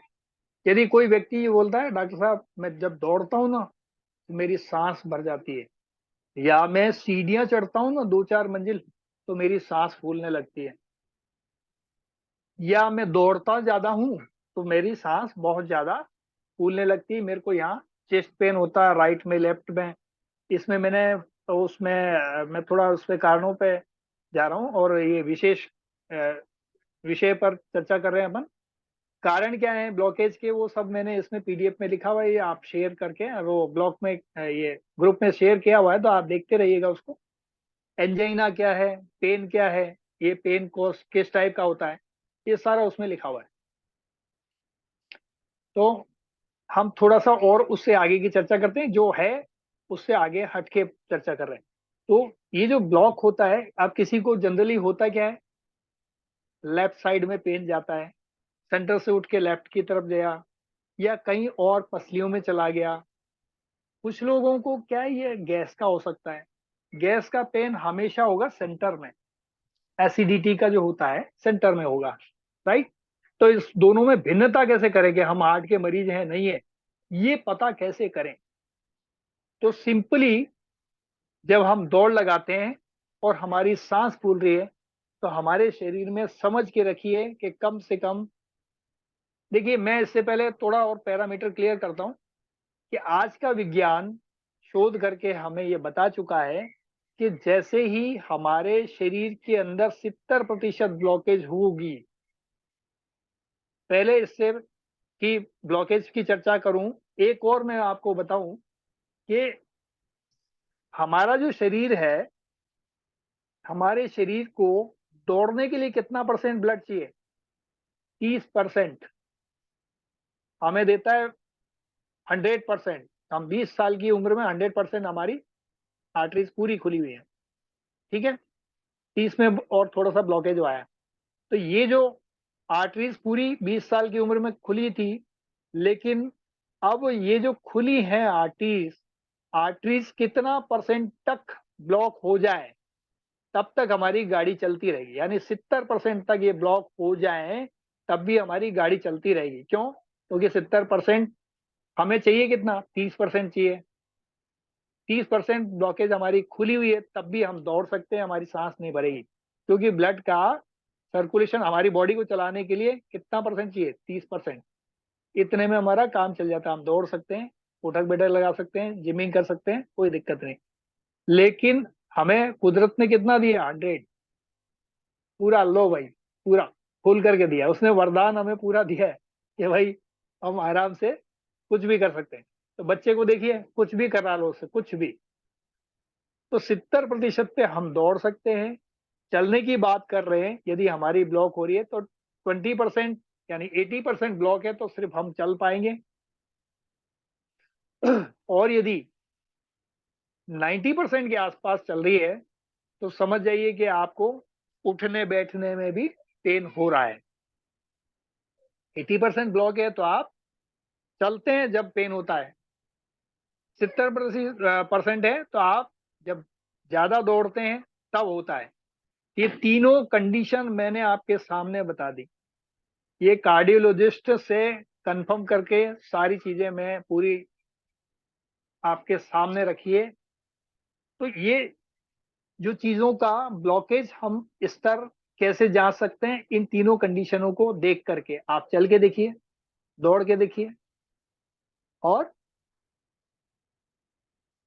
दौड़ने में नहीं हो रहा तो 30% आपकी खाली है, उससे भी ज्यादा हो सकता है? और 20% होगा तो आप चलने फिरने में आपको हल्का फुल्का पेन हो सकता है, ज्यादा लंबा चलेंगे तो। 90% ब्लॉक है तो अभी क्या होता है कि हम जो जांचेस कराते हैं, जांच कराने के लिए हम देखते हैं कि कुछ चीजें हैं, जैसे हम जांच करा रहे हैं उसमें कुछ टेस्ट होते हैं। क्या क्या टेस्ट हो सकते हैं उसकी हम थोड़ा चर्चा करने से पहले ये जान लें कि ये जमता क्या है इसके अंदर। जमता क्या है? कोलेस्ट्रॉल। दूसरा क्या जमेगा? ट्राइग्लिसराइड। और क्या जमता होगा? बस यही तो चीजें जम जाती हैं, है ना। अब ये होता क्या है? लोगों ने, कईयों ने पहली बार नाम सुना होगा, कुछ लोगों ने डॉक्टरों से सुना होगा कि साहब कोलेस्ट्रॉल है आपकी बॉडी में, बढ़ गया है, तो आप खाना पीने में कोलेस्ट्रॉल, खाना कम करिए, कोलेस्ट्रॉल का स्तर कम करिए। कितना? तो कुछ एक पैरामीटर बना दिए, है ना। एक पैरामीटर बना दिए हमने कि इतना कोलेस्ट्रॉल तो इतनी प्रॉब्लम बढ़ेगी, राइट। तो लगभग 200 250 तक जो कोलेस्ट्रॉल जाता है, तो पहले जो हम आज़ादी के पर्व मना रहे थे तब तक तो वो अच्छा था, लेकिन कुछ सालों बाद पैरामीटर बदले और हमारे बच्चों को पढ़ाने लगे, हमारे आने वाली पीढ़ी को पढ़ाने लगे कि साहब ये 150 तक, 200 तक आ जाए। हाँ, सबसे पहला जो इन्होंने बताया कि 150 से 250 के बीच में है तो अच्छा है। फिर 250 से एक पैरामीटर और आया, फिर 220 कर दिया, फिर आया 200 कर दिया। फिर उसके बाद में अब जो फिर भी हार्ट अटैक रुक नहीं रहे, क्योंकि 150 से 250 पे जितने हार्ट अटैक नहीं होते थे, अभी 130 200 पर भी हो रहे हैं। तो अब कितना क्या करेंगे? ये देखिए, ये सब हम पढ़ते हैं, जांच रिपोर्ट्स हैं, उसके आधार पे अलग अलग लेबोरेटरी की अलग अलग रहती हैं।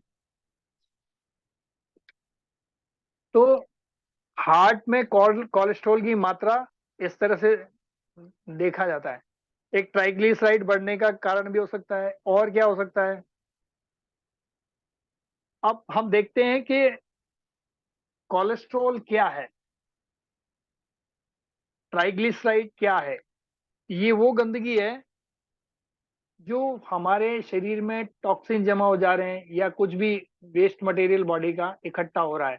हमारा पेट साफ नहीं हुआ, हमारे कोई दिक्कतें चल रही हैं, ब्लड के अंदर मिल गया, कुछ चीजें जो बाहर निकल रहे चाहिए थे अपशिष्ट पदार्थ, वो बाहर नहीं निकल के ब्लड में मिल गए। ब्लड में मिल गए तो यहाँ वहां जमा हो जाएंगे कुछ चिकनाई के रूप में। आधुनिक विज्ञान बोलता है हमें कितना चाहिए, 5 ग्राम यानी 1 चम्मच हमको पूरे दिन भर में चिकनाई चलाने के लिए बॉडी को चाहिए। हम कितना खा रहे हैं? बहुत सारा खा रहे हैं। लेकिन ये जो तेल है ना, ये तेल का आज जो आ रहा है ये तेल तेल है ही नहीं पहली बात तो कोलेस्ट्रॉल। अच्छा, कोलेस्ट्रॉल की एक अच्छी सी बात मैं बताता हूं कि आजकल डिब्बों पे लिखा रहता है कोलेस्ट्रॉल फ्री ऑयल। एक बिस्किट के ऊपर भी लिखा हुआ था कोलेस्ट्रॉल फ्री बिस्किट। एक कोल्ड ड्रिंक हमने पिया एक बार, बाहर गए तो वहां पे लिखा हुआ था कोलेस्ट्रॉल फ्री। ये समझ में नहीं आता कि ये बिजनेस का एक ऐसा फंडा जो हो गया, हर व्यक्ति कुछ भी कोलेस्ट्रॉल फ्री के नाम से हो रहा है, बिक रहा है, मतलब बेचने का एक साधन बना लिया है। लेकिन मैं आपको बता दूं, केवल जानवर या एनिमल से आने वाले प्रोडक्ट से ही आपको कोलेस्ट्रॉल मिलता है। किसी भी वनस्पति में कोलेस्ट्रॉल नहीं होता। इसलिए बड़े मजे से ये वनस्पति तेलों पर ठप्पा मार के लिख देते हैं कोलेस्ट्रॉल फ्री, कर लो जांच। ठीक है, अब ये घी पर लिख के दिखाएं कोलेस्ट्रॉल फ्री, वहां लिखेंगे ट्राइग्लिसराइड फ्री, क्योंकि ट्राइग्लिसराइड किससे आता है? प्लांटेशन से, पौधों से, पेड़ पौधों से। तो वहां बेचने के लिए वो लिखेंगे ट्राइग्लिसराइड फ्री। तो आप पकड़ तो सकते नहीं इनको। तो ये है बिजनेस के फंडे। तो आप जितने ज्यादा पैर उतना ज्यादा जानवर का किसी ने मीट यूज किया या उसका कोई प्रोडक्ट लिया है, जितने ज्यादा पैर उतना ज्यादा कोलेस्ट्रॉल, जितने कम पैर उतना कम कोलेस्ट्रॉल। तो मुर्गी का अंडा, उसमें 65% कोलेस्ट्रॉल ही है। तो कुछ लोग इस्तेमाल करते हैं, हम लोग तो करते नहीं है ना, हम मना करते भैया, हम तो जरूरत भी नहीं है, भगवान ने बहुत सारी चीजें दे रखी। तो कोलेस्ट्रॉल जो इस टाइप की चीजें इस्तेमाल करते हैं, मैं बता देता हूं कि जितने ज्यादा पैर उतना ज्यादा कोलेस्ट्रॉल मिलेगा। एक फंडा है विज्ञान की शोध का, मैंने आपको बता दिया। ट्राइग्लिसराइड किस में मिलेगा, मैंने आपको बता दिया कि इसको कहाँ मिलना चाहिए। ट्राइग्लिसराइड ट्राइग्लिसराइड मिलेगा हमको केवल प्लांटेशन वाली चीजों में, जिनमें प्लांट है उनमें मिलेगा। प्लांट की चीजों में से जो गंदगी आएगी उनमें ही मिलेगा। लेकिन प्लांट के गंदगी निकालने के लिए उसका फार्मूला भी भगवान ने, ईश्वर ने, जिसने भी ये संरचना, ये सृष्टि बनाई, उसने उसी के अंदर दे रखा है। क्यों दे रखा है? तो जितनी सब्जियां हैं उसमें कितना ऑयल है, और जितने भी ग्रेन है उनमें कितना ऑयल है? 2%। दालों में कितना है? 5।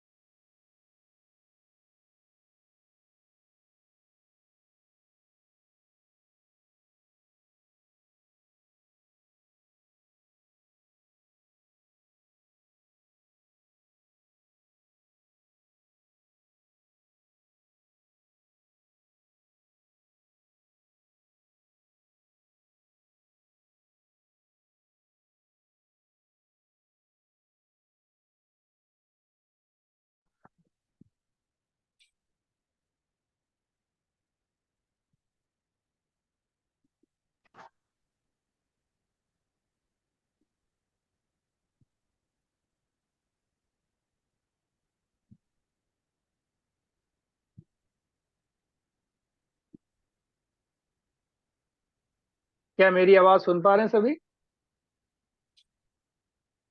हेलो। जी हाँ, आ रही है आवाज। थैंक यू, बीच में थोड़ी देर के लिए चली गई थी, इसके लिए क्षमा प्रार्थी हूँ। आ, एक कॉल आ गया था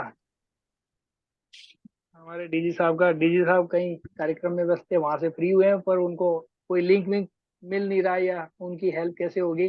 डॉक्टर राम प्लीज देखिएगा, वो कैसे कनेक्ट होऊंगा, हो नहीं पा रहे हैं वो। तो उनको कॉल पे आप लेकर के देख लीजिए, मैं इसको कंटिन्यू करता हूँ।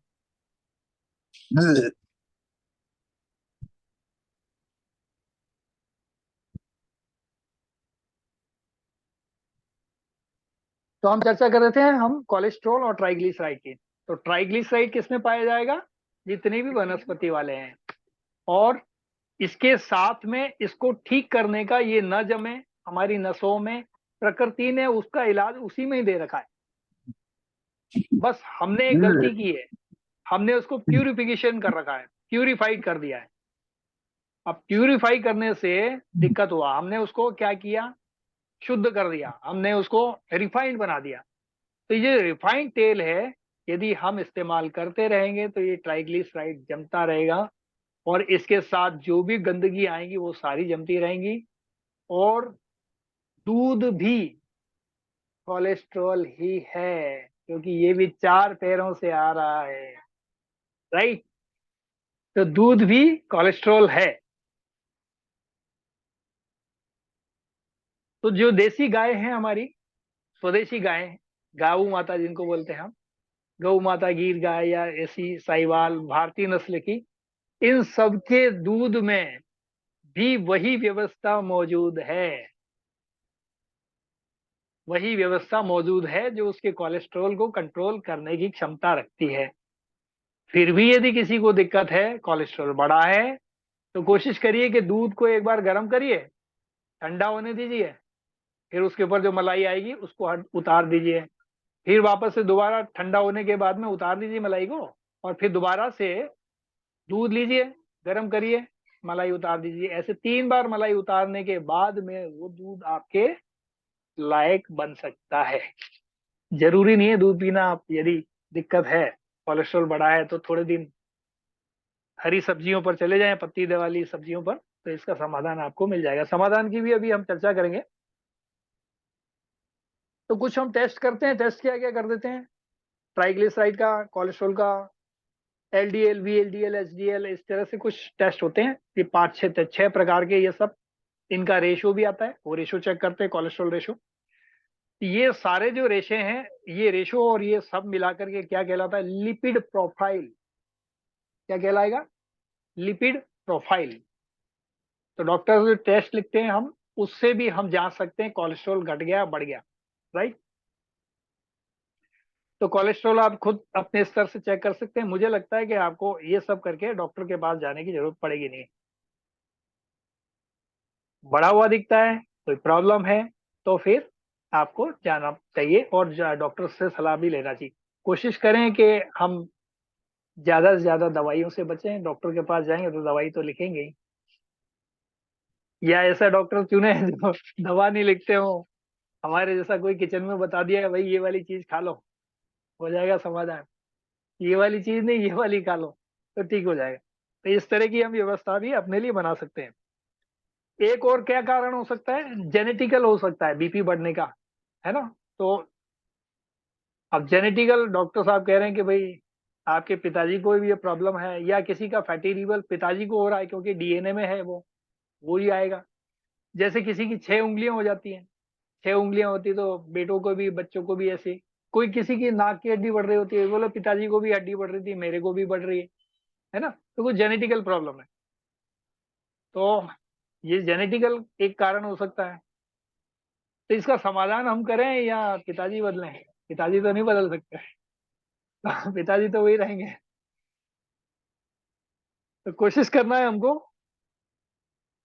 खुश रहना पहले जरूरी है सबसे ज्यादा। वंशानुगत चीजें हैं, हम बदल नहीं सकते, उसको हम मैनेज कर सकते हैं। मैनेज करने के लिए हम खान पान में परिवर्तन कर सकते हैं। खान पान की शुद्धता पर ध्यान दें,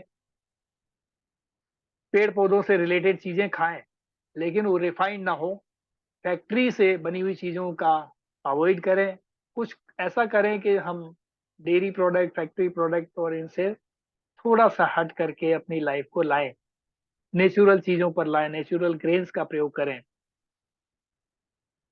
जिसमें केमिकल ना हो। ऐसी चीज़ों से हम अपने को स्वस्थ वापस रिवर्सल कर सकते हैं। कोलेस्ट्रॉल बढ़ गया तो उसको रिवर्स कर सकते हैं, तो ऐसा रिवर्सल की ओर काम करना है। मेडिकल साइंस में हमें तो कोई बताता नहीं है रिवर्सल की गतिविधि। हाँ, अमेरिका के डॉक्टर डी नॉर्निस करके हैं, उन्होंने रिवर्सल फंडा 91 से खोज लिया था। उन्होंने लेंसेट के अंदर, आप चाहें तो जाकर देख सकते हैं। ऐसे ही कई चीजें और भी हैं, तो जो मेडिकल जर्नल में प्रकाशित हैं उनको भी आप देख सकते हैं। डॉक्टर मित्तल साहब आ गए हैं, तो प्रणाम स्वीकार करें हमारा। नमस्कार। आगे की चर्चा और बढ़ाते हैं। तो कुछ चीजें हमें आसानी से सीखने मिल सकती हैं, हम आपस में एक दूसरे को शेयर करके भी जान सकते हैं, लेकिन अप्रामाणिक चीजों को आप शेयर ना करें जब तक कि, जैसे हमें ये पता होता है आयुर्वेद के अंदर अष्टांग हृदय में महर्षि वाग्भट ने ये लिखा है। लिखा है मतलब क्या? महर्षि वाग्भट ने लिखा है, इसका मतलब वो उसको चैलेंज कोई नहीं कर सकता। क्यों नहीं कर सकता? वो इसलिए नहीं कर सकता कि महर्षि वाग्भट बहुत बाद में आए हैं। उन्होंने कई साल अपना जीवन लगाया, लगभग 130 135 साल अपने जीवन के लगा करके सबको एक एक सूत्र को टेस्ट किया है। जो महर्षि चरक और महर्षि सुश्रुत, महर्षि भारद्वाज और ऐसे महर्षि जो बना के गए थे, उन सारे सूत्रों को इन्होंने आके एक एक जीवन में टेस्ट करने के बाद लिखा है। तो अष्टांग हृदयम क्या चीज है? टेस्टेड बुक है। आप, और आसान भाषा है, अभी की है, आप इसको समझ सकते हैं। यानी उसको जो संस्कृत के विद्वान है या आयुर्वेद की भाषा, देखिए संस्कृत जानना अलग चीज है, आयुर्वेद की संस्कृत थोड़ा सा डिफरेंस है, तो भाषा शैली का अंतर है कुछ, तो वो जानना जरूरी है, तो हमें डॉक्टर से ही जानने मिलेगा।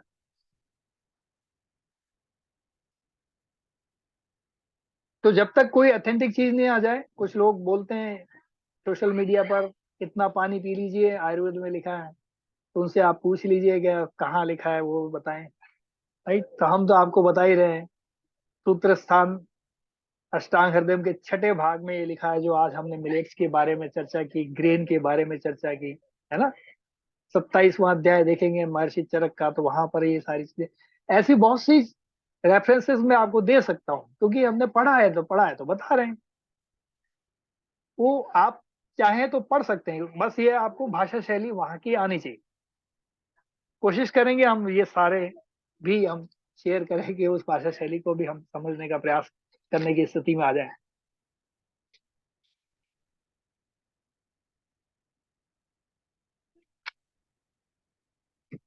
मुझे लगता है कि इसके ऊपर लगभग लगभग बहुत सारी चीजें हमने हार्ट के ऊपर तो कर ही ली।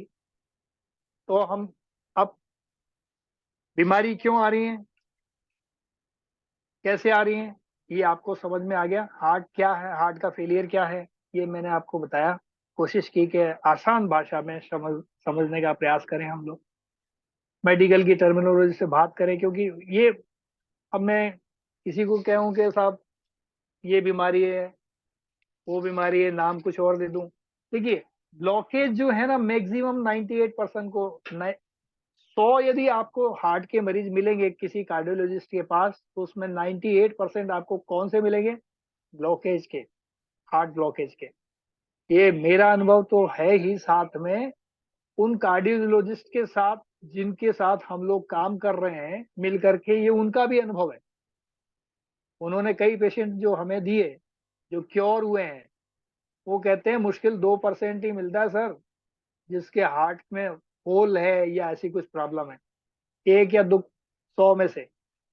तो इस तरह की चीजें सारी कहाँ से आ रही हैं? ब्लॉकेज से। तो ब्लॉकेज को हम ठीक करें, प्रकृति की दी हुई चीजें खाएं, पत्तीदार, हरी पत्तीदार सब्जियां खाएं, तो हम बहुत सारी चीजों को हम ठीक कर सकते हैं। और ठीक करने का क्या माध्यम हो सकता है? जहां से कोलेस्ट्रॉल बन रहा है, ट्राइग्लिसराइड मिल रहा है, इन सबको अवॉइड करने का प्रयास करें।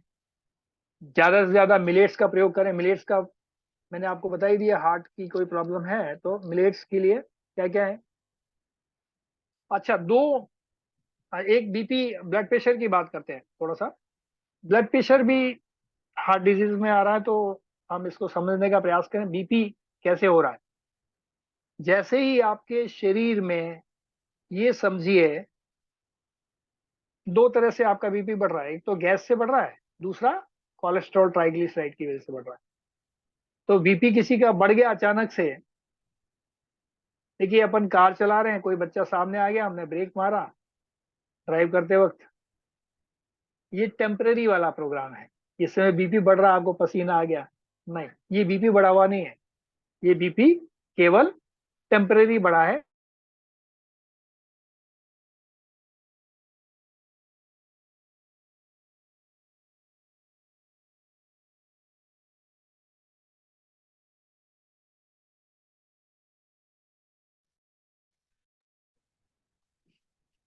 इधर लाइट जला पाएंगे क्या? हमारे यहाँ लाइट चलेगी, सॉरी, लाइट चलेगी।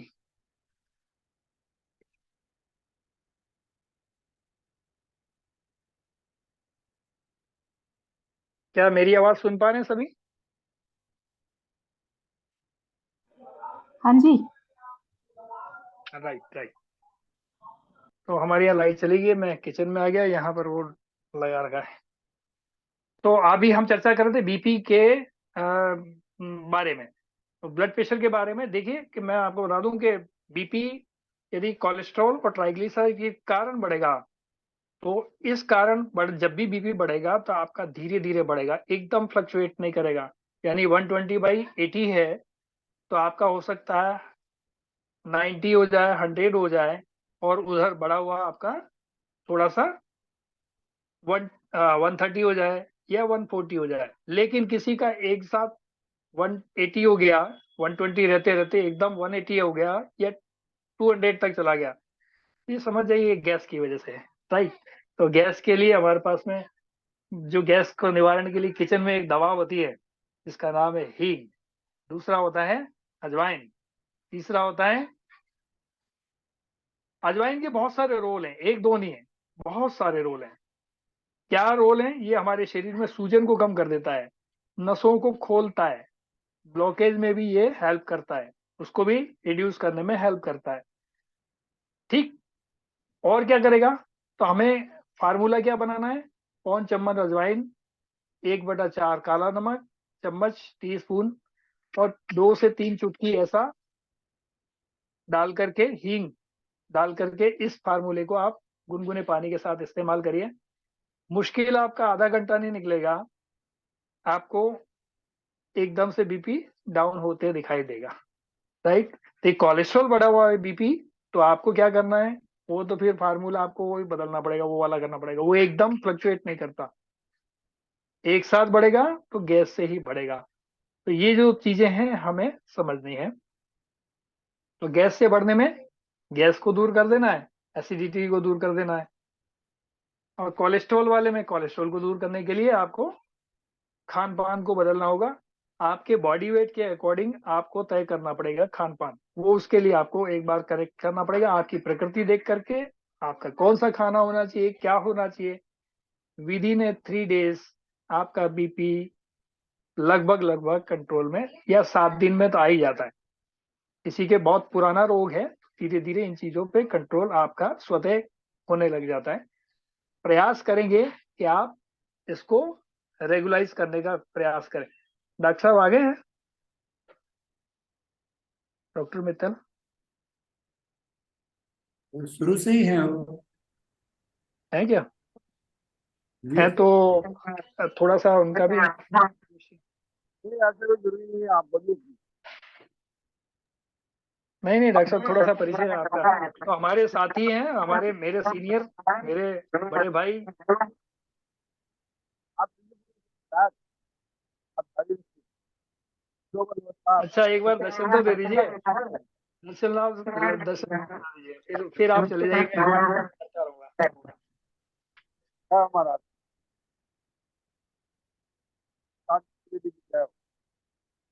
अरे, आ नहीं, आवाज आ रही है मेरी? आवाज तो आ रही है आपकी, वो दर्शन नहीं हो रहे बस। ये देखिए, आ तो रहा है ये। इससे तो आ गया, मेरे से तो आ गया। अब उस पर क्यों नहीं दिखाई दे रहा, मुझे पता नहीं। अब आ गया, दर्शन आ गया, होगा आ गया। क्योंकि स्पॉटलाइट हटा दिया। हाँ, अब दर्शन हाँ, होगा। जय हो महाराज की जय हो। हाँ, अंतरंग जय योगी हो, जय जी, प्रणाम, जय हो। प्रणाम, प्रणाम। है। जी जी, आप जारी रहिए प्रशांत जी। जी, जी, जी। सिद्धों तो की इस वाणी पे से। और आपका कोई दिशा निर्देश लगता है तो अपन थोड़ा उस पर चर्चा कर लेते हैं। नहीं, मैं तो यही यही कह रहा हूँ मैं, कि जैसा मैंने कहा कि आपकी जो विधा है वो मरीज ओरिएंटेड है। आप एक जो मरीज जैसे आया उसकी प्रकृति देख के, मेरी आवाज आ रही है आपको? जी, बहुत अच्छी। जो मरीज की जैसी प्रकृति है उसको कस्टमाइज केयर हम कहते हैं।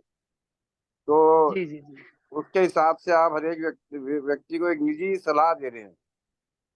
हाँ अब जी, जो हमारी मॉडर्न मेडिसिन है उसमें पूरी पॉपुलेशन का एक साथ अध्ययन किया जाता है। हाँ जी, हाँ जी, और ये देखा जाता है कि मान लीजिए कि अब जैसे आपने कोलेस्ट्रॉल की समस्या का वर्णन किया, और आज जी। से 40 साल पहले ही हम डॉक्टरों ने कहना शुरू कर दिया कि जो सैचुरेटेड फैट है उसको बंद कर दीजिए, ये अनसैचुरेटेड बात। फैट, अनसैचुरेटेड फैट को बढ़ाइए। तो आप या मैं, जो भी हूँ, जो भी मरीज आएगा उसको ये सलाह देंगे। लेकिन उसका आधार क्या है? उसका आधार ये है कि 10 साल 20 साल तक जो है एक बहुत बड़ी आबादी में अध्ययन किया जाएगा कि जिन लोगों ने सैचुरेट फैट बंद किया उनका कोलेस्ट्रॉल कितना रह गया, और जिन्होंने जो है सैचुरेट फैट बंद नहीं किया उनका कितना हो गया।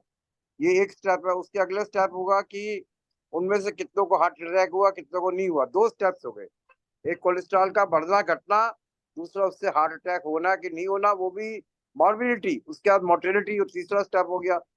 ये एक पूरा पूरा विशाल तंत्र है अध्ययन का, जो कि अमेरिका में और दूसरे देशों में बनाया गया। ये पूरा database system to study the population है। उससे जो नतीजा निकलता है उसको इंडिविजुअल पे लाते हैं। इसको हम कहते हैं क्लिनिकल एपिडेमोलॉजी। क्लिनिकल, जैसा कि आप क्लिनिकल भाई। काम करते हैं। अब इसमें ये समस्या है कि चाहे हमारी मॉडर्न मेडिसिन हो, चाहे हमारा आयुष हो, भारत सरकार ने कोई ऐसा तंत्र नहीं बनाया जो इतने बड़े स्केल का अध्ययन करे। ये नया शास्त्र बनता है इससे। तो ये इसलिए हमारे यहाँ पे सबसे पहले तो अपना कोई डेटा नहीं है। आप लोग, आपके पास एज ए इंडिविजुअल आपका अनुभव होगा कि मैंने 100 मरीज देखे, 1000 देखे, 10,000 देखे, लेकिन वो आपका निजी है, वो आपके मन में है। लेकिन पूरे वैद्य जगत जो है उसके पास कोई ऐसा डेटा सिस्टम नहीं है, क्योंकि वो बना भी नहीं सकता। सरकार का काम होता है बनाना, क्योंकि वो बहुत खर्चीला। अगर हम 50 रुपया मरीज के इलाज में खर्च कर रहे हैं तो 50 रुपया डेटा सिस्टम पे खड़ा होगा। Data system is a very interesting expensive thing. आज कह रहे डेटा इज गोल्ड, तो वो आसान नहीं है किसी लिए बनाना। तो अब हमारे पास अपना डेटा है नहीं, और जो विदेशों का डेटा भी हम पढ़ नहीं रहे। अमेरिका में उन्होंने ये ये एडवाइस विड्रॉ कर ली है। पिछले 30 सालों के जद्दोजहद के बाद उन्होंने सैचुरेटेड फैट की एडवाइस विड्रॉ कर ली है पंडित जी। अब वो उसके ऊपर इंसिस्ट नहीं कर रहे हैं। वो कह रहे हैं हमने ओवर स्ट्रेस कर दिया उसको, हमने सबका घी बंद करा दिया। हमारी जो डाइट थी घी बेस्ड थी। अब आप ये देखेंगे कोलेस्ट्रॉल, जो जो जो डॉक्टर है कार्डियोलॉजिस्ट, वो कहते हैं नहीं घी खा लीजिए आप। अब उसको इंसिस्ट नहीं करते। पहले मरीज को तलवार निकाल लेते थे, तुमको मना नहीं किया था घी नहीं खाना है। तो जैसा आपने कहा भी कि हम लोगों की एडवाइस तो बदलती रहती है, पर वो विषय विषय नहीं है। तो अब ये जरूरी है कि पश्चिम का जो डेटाबेस है उसको हम ठीक प्रकार से समझें और अपने यहाँ भी डेटाबेस क्रिएट करें। आयुष का तो कोई क्रिएट ही नहीं हुआ, उसकी शुरुआत करें।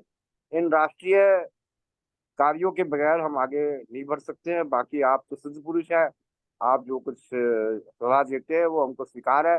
लेकिन जब पूरे राष्ट्रीय स्तर की बात होगी तो उसमें इन बातों को आना पड़ेगा। अभी जो अंतिम बात मेरी आज के लिए यही है कि हमारे यहाँ पे 45 साल का, 50 साल का 55 साल का व्यक्ति जो है हार्ट अटैक से मर रहा है। आप भी जानते हैं, मैं भी जानता हूँ। उनके 80 साल का मरता है, 80-85 साल का व्यक्ति। हमारी सुषमा स्वराज मर गई, अरुण जेटली मर गए, उनकी उम्र ही कितनी थी, 65 साल उम्र थी। वो कैसे इतने बड़े बड़े। डॉक्टर साहब ये फरीदाबाद में जो केस हुआ है, ये तो 28 साल का था बंदा, तो हमारे और हमारे हमको, फिल्मी जी स्टार तो जी बिल्कुल, 25 तो 26। हमको सबसे पहले इसको समझना पड़ेगा ये हो क्या रहा है। जो हमारा जो सरकार है, डॉक्टर समुदाय है, आयुष समुदाय है, उनको बड़े एक तप और साधना के भाव में आके और शांत भाव से विमर्श करना पड़ेगा, तभी हम अपने मरीजों को सही राय दे सकते हैं। नहीं तो मरीज सोचेगा कि साहब तो मरना ही है, डॉक्टरों को तो पता ही नहीं, वो मर गया तो छोड़ो, तो जो उसको करना है वो भी नहीं करेगा। तो ये मुश्किल विषय है आपकी बड़ी। मैं आपको धन्यवाद देता हूँ, बधाई देता हूँ कि आपने इतने मुश्किल विषय को लिया और आज हम लोगों को शिक्षण किया। तो आप तो सिद्ध पुरुष है, आपसे तो आशा ही यही है हमारी, तो अपेक्षा ही है। और बाकी योगी जी भी आपके साथ बैठे हुए हैं, तो आप दो दो लोग मिल गए हैं, तो एक व्यास जी और सूत जी, तो पूरा ज्ञान आपके पास इकट्ठा है। तो बाकी कभी मौका मिला तो आगे मैं कहूंगा, मैंने अधिक समय ले लिया तो उसके लिए क्षमा चाहता हूँ। धन्यवाद। नहीं नहीं नहीं, बहुत बढ़िया, बहुत बढ़िया, बात अच्छी है। अब इसके काम करने की आवश्यकता है। अब मैं आमंत्रित करूंगा डॉक्टर राम को हमारी टीम से। डॉक्टर राम, डॉक्टर राम आप अपना दिख क्यों विजुअल नहीं रहे? आ कहाँ है जाएंगे। डॉक्टर राम? कहीं दिख नहीं रहे? उनको फोन कर लीजिए एक बार। वो आ गए क्या डॉक्टर आदित्य आर्य? नहीं, कोई नहीं है यहाँ। आप एक बार देखिए पार्टिसिपेंट्स में जाके। उनका कनेक्टिविटी नहीं हो पा रही है। नहीं, कनेक्टिविटी का तो उनको तो जूम लिंक पर क्लिक करना था। वो नहीं उन्होंने हो पाया, जूम उनका डाउनलोड नहीं आईपैड का किया। दिक्कत है कुछ। आईपैड का उनका पर्सनल दिक्कत है। चलिए आगे बढ़ाते हैं। तो अभी हम जो चर्चा कर रहे हैं, हमारे सामने जो विषय है, एक ज्वलंत विषय है कि ये एकदम से हो क्यों रहा है, लेकिन ये अभी से ही क्यों होने लगा, ये वाली बात है। और हम जब हजारों साल पहले जाते हैं, ये अच्छा शहरी डेटा यदि खंगाला जाए तो हम ये शहरी क्षेत्रों में ही हो रहा है। ये ग्राम में, हमारे यहाँ राजस्थान में, वो हाथ का बिलोना घी खाने वाले 20-20 लीटर घी खा रहे हैं, तब भी उनको हार्ट अटैक नहीं हो रहा है। बड़े मजे से काम कर रहे हैं, घूम रहे हैं, ना उनका वजन बढ़ रहा है, सब कुछ ठीक है। तो यहाँ राजस्थान में जब ठीक है तो बाकी राज्यों में भी ठीक ही होगा। ग्रामीण परिवेश में ये सारा हो रहा है। मतलब हमारी समस्याएं, मुझे लगता है, फिजिकल ज्यादा है। तो फिजिकल हमारा कोई वर्क नहीं है, और फिजिकल वर्क ना होने के कारण हमारी एनर्जी को हम कंज्यूम नहीं कर पा रहे। यूज तो कर रहे हैं, खाने को तो डाल दिया, कुछ भी डाल दिया, कंज्यूम नहीं कर पा रहे। दूसरा, खाने पीने का तरीका हमारा बदल गया। खाने पीने का तरीका हमारा बदल गया। बदला कैसे कि आदमी खाना कम खा रहा है, वो निगल जाता रहा है, और मगरमच्छ जैसा स्वभाव हमारा होने लगा है। बहुत जल्दी में हम पता नहीं कहाँ जाना चाहते हैं, लेकिन पहुंच कहीं भी नहीं रहे। जा सब रहे हैं, पहुंच कोई नहीं रहा। तो हम जनरली क्या करते हैं, सुबह सुबह पराठा और ये कुछ भी खा लिया, जैसे जैसे डाल दिया, कभी दूध के साथ में निगल लिया। कुछ विरुद्ध आहार भी इसके लिए जिम्मेदार हैं। तो आयुर्वेद में वर्णित विरुद्ध आहारों का हम सब मिलकर पालन करें तो मुझे लगता है कि बहुत सारी चीजें रोक सकते हैं हम। तो महर्षि वाग्भट ने विरुद्ध आहार पे भी चर्चा की है, तो उस सारी को हम दिनों दिन ऐसे ही आगे बढ़ाएं और इन विषयों को, ज्वलंत विषयों को उठाएं। आज समय भी लगभग हो चुका है, तो हम कल फिर इस विषय पर जुड़ेंगे, और आगे, आज हमने जो चर्चा की, इसके आगे की चर्चा, हमारे कुछ बिंदु रह गए हैं, उस पर हम और चर्चा करेंगे। ये ऐसा मेरा अ, व्यक्तिगत आपसे प्रार्थना है सभी से। और आप लोगों ने, सभी ने समय दिया। दिव्य दयाल फाउंडेशन का जो निर्माण हुआ वो इसी पर्पस के हुआ है कि हम कोशिश करेंगे ट्रस्ट का, कि हम सब मिलके कोई डेटाबेस प्रोग्रामिंग कर सकें, या एक ऐसा कोई पंक्चुअल सिस्टम बना सकें जो सब मिल करके कुछ कर पाए।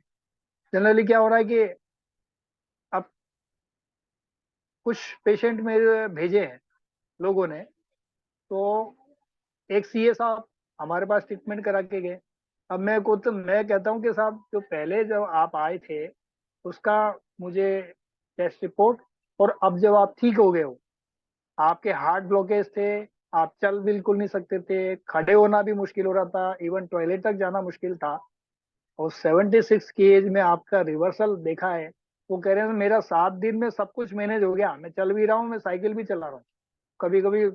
अब ये 7 दिन में मुझे भी एक आश्चर्य का विषय है। मैंने कहा यार कुछ ज्यादा तो नहीं बोल रहे हो सीए साहब? तो वो बोलते नहीं सर, ये कन्फर्मली मैंने आपने जो डाइट प्लान दिया है मैंने बिल्कुल ऐसे पालन किया टिक टू टिक। उन्होंने जितने पेशेंट भेज रहे हैं वो आज और भेज रहे हैं कि कहीं मत जाना, उन्हीं वहीं के पास जाओ, वहीं जा करके सारा डिटेल बताओ कि क्या स्थिति है। तो कईयों के ऑपरेशन रुक रहे हैं, किसी के क्या है, किसी का। तो हम कोशिश करें तो अच्छी बात, हम सब मिलके प्रयास करें, समाज में कोई ऐसी जागृति आए और एक विशेष व्यवस्था बने, डेटाबेस हो तो और ज्यादा अच्छा है। जनरली वो सीए साहब या ऐसे समाज के विद्वत जन इस विषय में थोड़ा सा आगे बढ़कर आगे आए। ये ना सोचे कि मेरे अभी मैं 4 घंटा टेस्ट कराने जाऊंगा तो मेरा धंधा खोटी हो रहा है, खराब हो रहा है, वो उसमें लगे पड़े हैं। और जब वो मान लो कोई ऑपरेशन होता है उनका तो उससे ज्यादा लंबा हो जाता मामला, तो उसमें और ज्यादा था। यहाँ तो कुछ भी खाते पीते चलते फिरते ही उनका सब रिड्यूस हो रहा है। तो 1 आध घंटा मेडिकल साइंस को दे दें, कोई बुराई नहीं है। मैं सभी से प्रार्थना करूंगा कि हम ऐसा सभी मिलकर प्रयास करें, और सक्षम तो हम सभी हैं, प्रयास की आवश्यकता है। और कुछ चीजें जैसे बिलोना घी का हम प्रयोग करें, तेल, तेल में क्या है, ये सेचुरेटेड अनसेचुरेटेड का जो फार्मूला अभी डॉक्टर साहब ने बताया, अब इसको इतने स्मोक पे गर्म किया जाता है ऑयल को। एक कोई भी तेल ले लो, चाहे वो बादाम का हो या कुछ भी तेल, कुछ भी तेल हो, उसको जैसे ही आप गर्म करके ठंडा करते हैं, इसमें जैसे 14 घुंडियां होती हैं, प्रोटीन की लेयर्स होती हैं, ये उड़ जाती हैं। आपको जीवन के लिए लीवर आपका 10 लेयर बनाता है प्रोटीन की, आपको 10 इन्हीं चीजों से मिल रही है। फिर आपकी एक प्रोटीन की वो सिस्टम बन रहा है, प्रोटीन बनाने का प्रोसेस ऐसे चलता है। ये जो घुंडियां ब्रेक हो जाती हैं, जैसे ही आप गर्म करते हैं ठंडा करते हैं, ये ब्रेक हो जाती है। ये आपने तला, बस वो ही प्रोसेस जो आपको लेयर में मिल रहा है वो कट हो रहा है। इसी वजह से ये सारे तेल गर्म होने के बाद सब एक जैसे हैं, चाहे कोई भी ले लो, चाहे राइस ब्रांड ले लो, कोई भी ब्रांड ले लो, कुछ फर्क नहीं पड़ता है, सारे तेलों को गर्म करने के बाद एक जैसे हैं। ठंडा करके या तो हम पूरी पकौड़ी बनाने के लिए उतना ही यूज करें तेल, और उतना ही काम में लें, और अभी के अभी खत्म कर दें उसको, ठंडा होने से पहले ही उसको समाप्त कर दें। ठंडा होने के बाद तो वो सारे एक जैसे हैं। फिर दोबारा गर्म करने के बाद तो उस स्थिति में गंभीर परिणाम हमको भुगतने के लिए तैयार रहना चाहिए। पहले भी हम खाते थे, पहले और आज में हमारे खान पान में अंतर क्या आया? तो इससे पहले जो हम तेल खाते थे वो कच्ची घानी से लो स्मोक वाला था, अभी तो 450 प्लस जा रहा है, 350। इतनी उसके हाई टेम्परेचर पे उसको गर्म करते हैं, फिर उसके बाद में ठंडा करते हैं। फिर उसकी रिफाइनरी का जो प्रोसेस है वो थोड़ा सा विकट है। वो विकट होने के कारण वो सब जो अभी डॉक्टर साहब ने बताया, सेचुरेटेड अनसेचुरेटेड का खेल हो रहा है, जो मार्केट में एक बिजनेस भी बन गया है। तो ये थोड़ा ठीक नहीं है, इसको अनरिफाइंड पे हमें जाना ठीक है। अनरिफाइंड से जिनको भी हमने सजेशन दिया, जिनके ब्लॉकेज थे, वो खुद कह रहे हैं हम आराम की जिंदगी जी रहे हैं। कोशिश करें कि हम, तेल तो हमारे पास में भरपूर हमें प्रकृति ने दे रखा है, हमें ना भी लेंगे तो भी कोई दिक्कत नहीं। आप पानी में भी सब्जी छोक करके खाएंगे, कोई दिक्कत नहीं होनी है। कुछ डॉक्टर्स तो बना के रेसिपी की किताबें भी सेल कर रहे हैं। हार्ट कार्डियोलॉजिस्ट हैं जो हार्ट के जो डॉक्टर हैं, वो कुछ तो अपनी रेसिपी बेचने लगे हैं कि ये बनाओ, ऐसे खाओ, बिना पानी के खाओ बना के। ऐसे क्रम भी चल रहे हैं। तो हम प्रयास कर सकते हैं, घर के अंदर अदरक जैसी चीज से ब्लड पतला हो रहा है, और भी चीजें हैं, बहुत सारी चीजें आपको मिलेंगी। तो जैसी जैसी समस्या वैसी वैसा उसका निराकरण हमारे पास में, हमारे ऋषि मुनि, हमारे सनातन परंपरा में हमको सब कुछ दे रखा है उन्होंने वरदान, बस उसको अपनाने की इसी प्रार्थना के साथ आपसे आज की विदाई लेता हूँ। समय ज्यादा हो गया है, कुछ गलत किसी को बुरा लगता है तो उसके लिए क्षमा प्रार्थी हूँ। और बाकी साथी हमारे जिनका परिचय मैं करा चुका हूँ, जैसे जैसे दिखते जाएंगे सभी को सामने लाने का प्रयास करूंगा। इसी के साथ मैं आज आपका सादर आभार, वंदन, अभिनंदन, सभी को प्रणाम। कल फिर 7 बजे हम मिलेंगे इसी समय, इसी चर्चा को और आगे बढ़ाएंगे। क्या और अच्छा कर सकते हैं पर विशेष चर्चा करेंगे, और या किसी दूसरी बीमारी को इसके साथ अटैच करने की कोशिश करेंगे। अच्छा, मिलेट्स का भी मैं बताना भूल गया हूँ, आज समय ज्यादा हो गया है। कल में ये ऐसा असर क्यों दिख रहा है, ऐसा ठीक क्यों कर रहा है, हार्ट की बीमारियों पे मिलेट ठीक क्यों कर रहा है, डायबिटीज पे काम क्यों कर रहा है, इसका कारण जो हमारे रिसर्चर्स ने, हमारे साइंटिस्ट ने या हमारे डॉक्टर्स ने हमें बताया, जिनसे मैंने सीखा। समाज से हर आदमी रोज सीखता है, हम भी सीखे हैं सब मिल करके एक दूसरे से। वो सब कारणों पर कल हम चर्चा करेंगे। इसी के साथ में सभी का आभार, अभिनंदन, नमन, प्रणाम, नमस्कार। प्रणाम डॉक्टर साहब, नमस्कार। प्रणाम Thank you. सर, बहुत बहुत धन्यवाद। प्रणाम दादा, बहुत बहुत धन्यवाद आपका।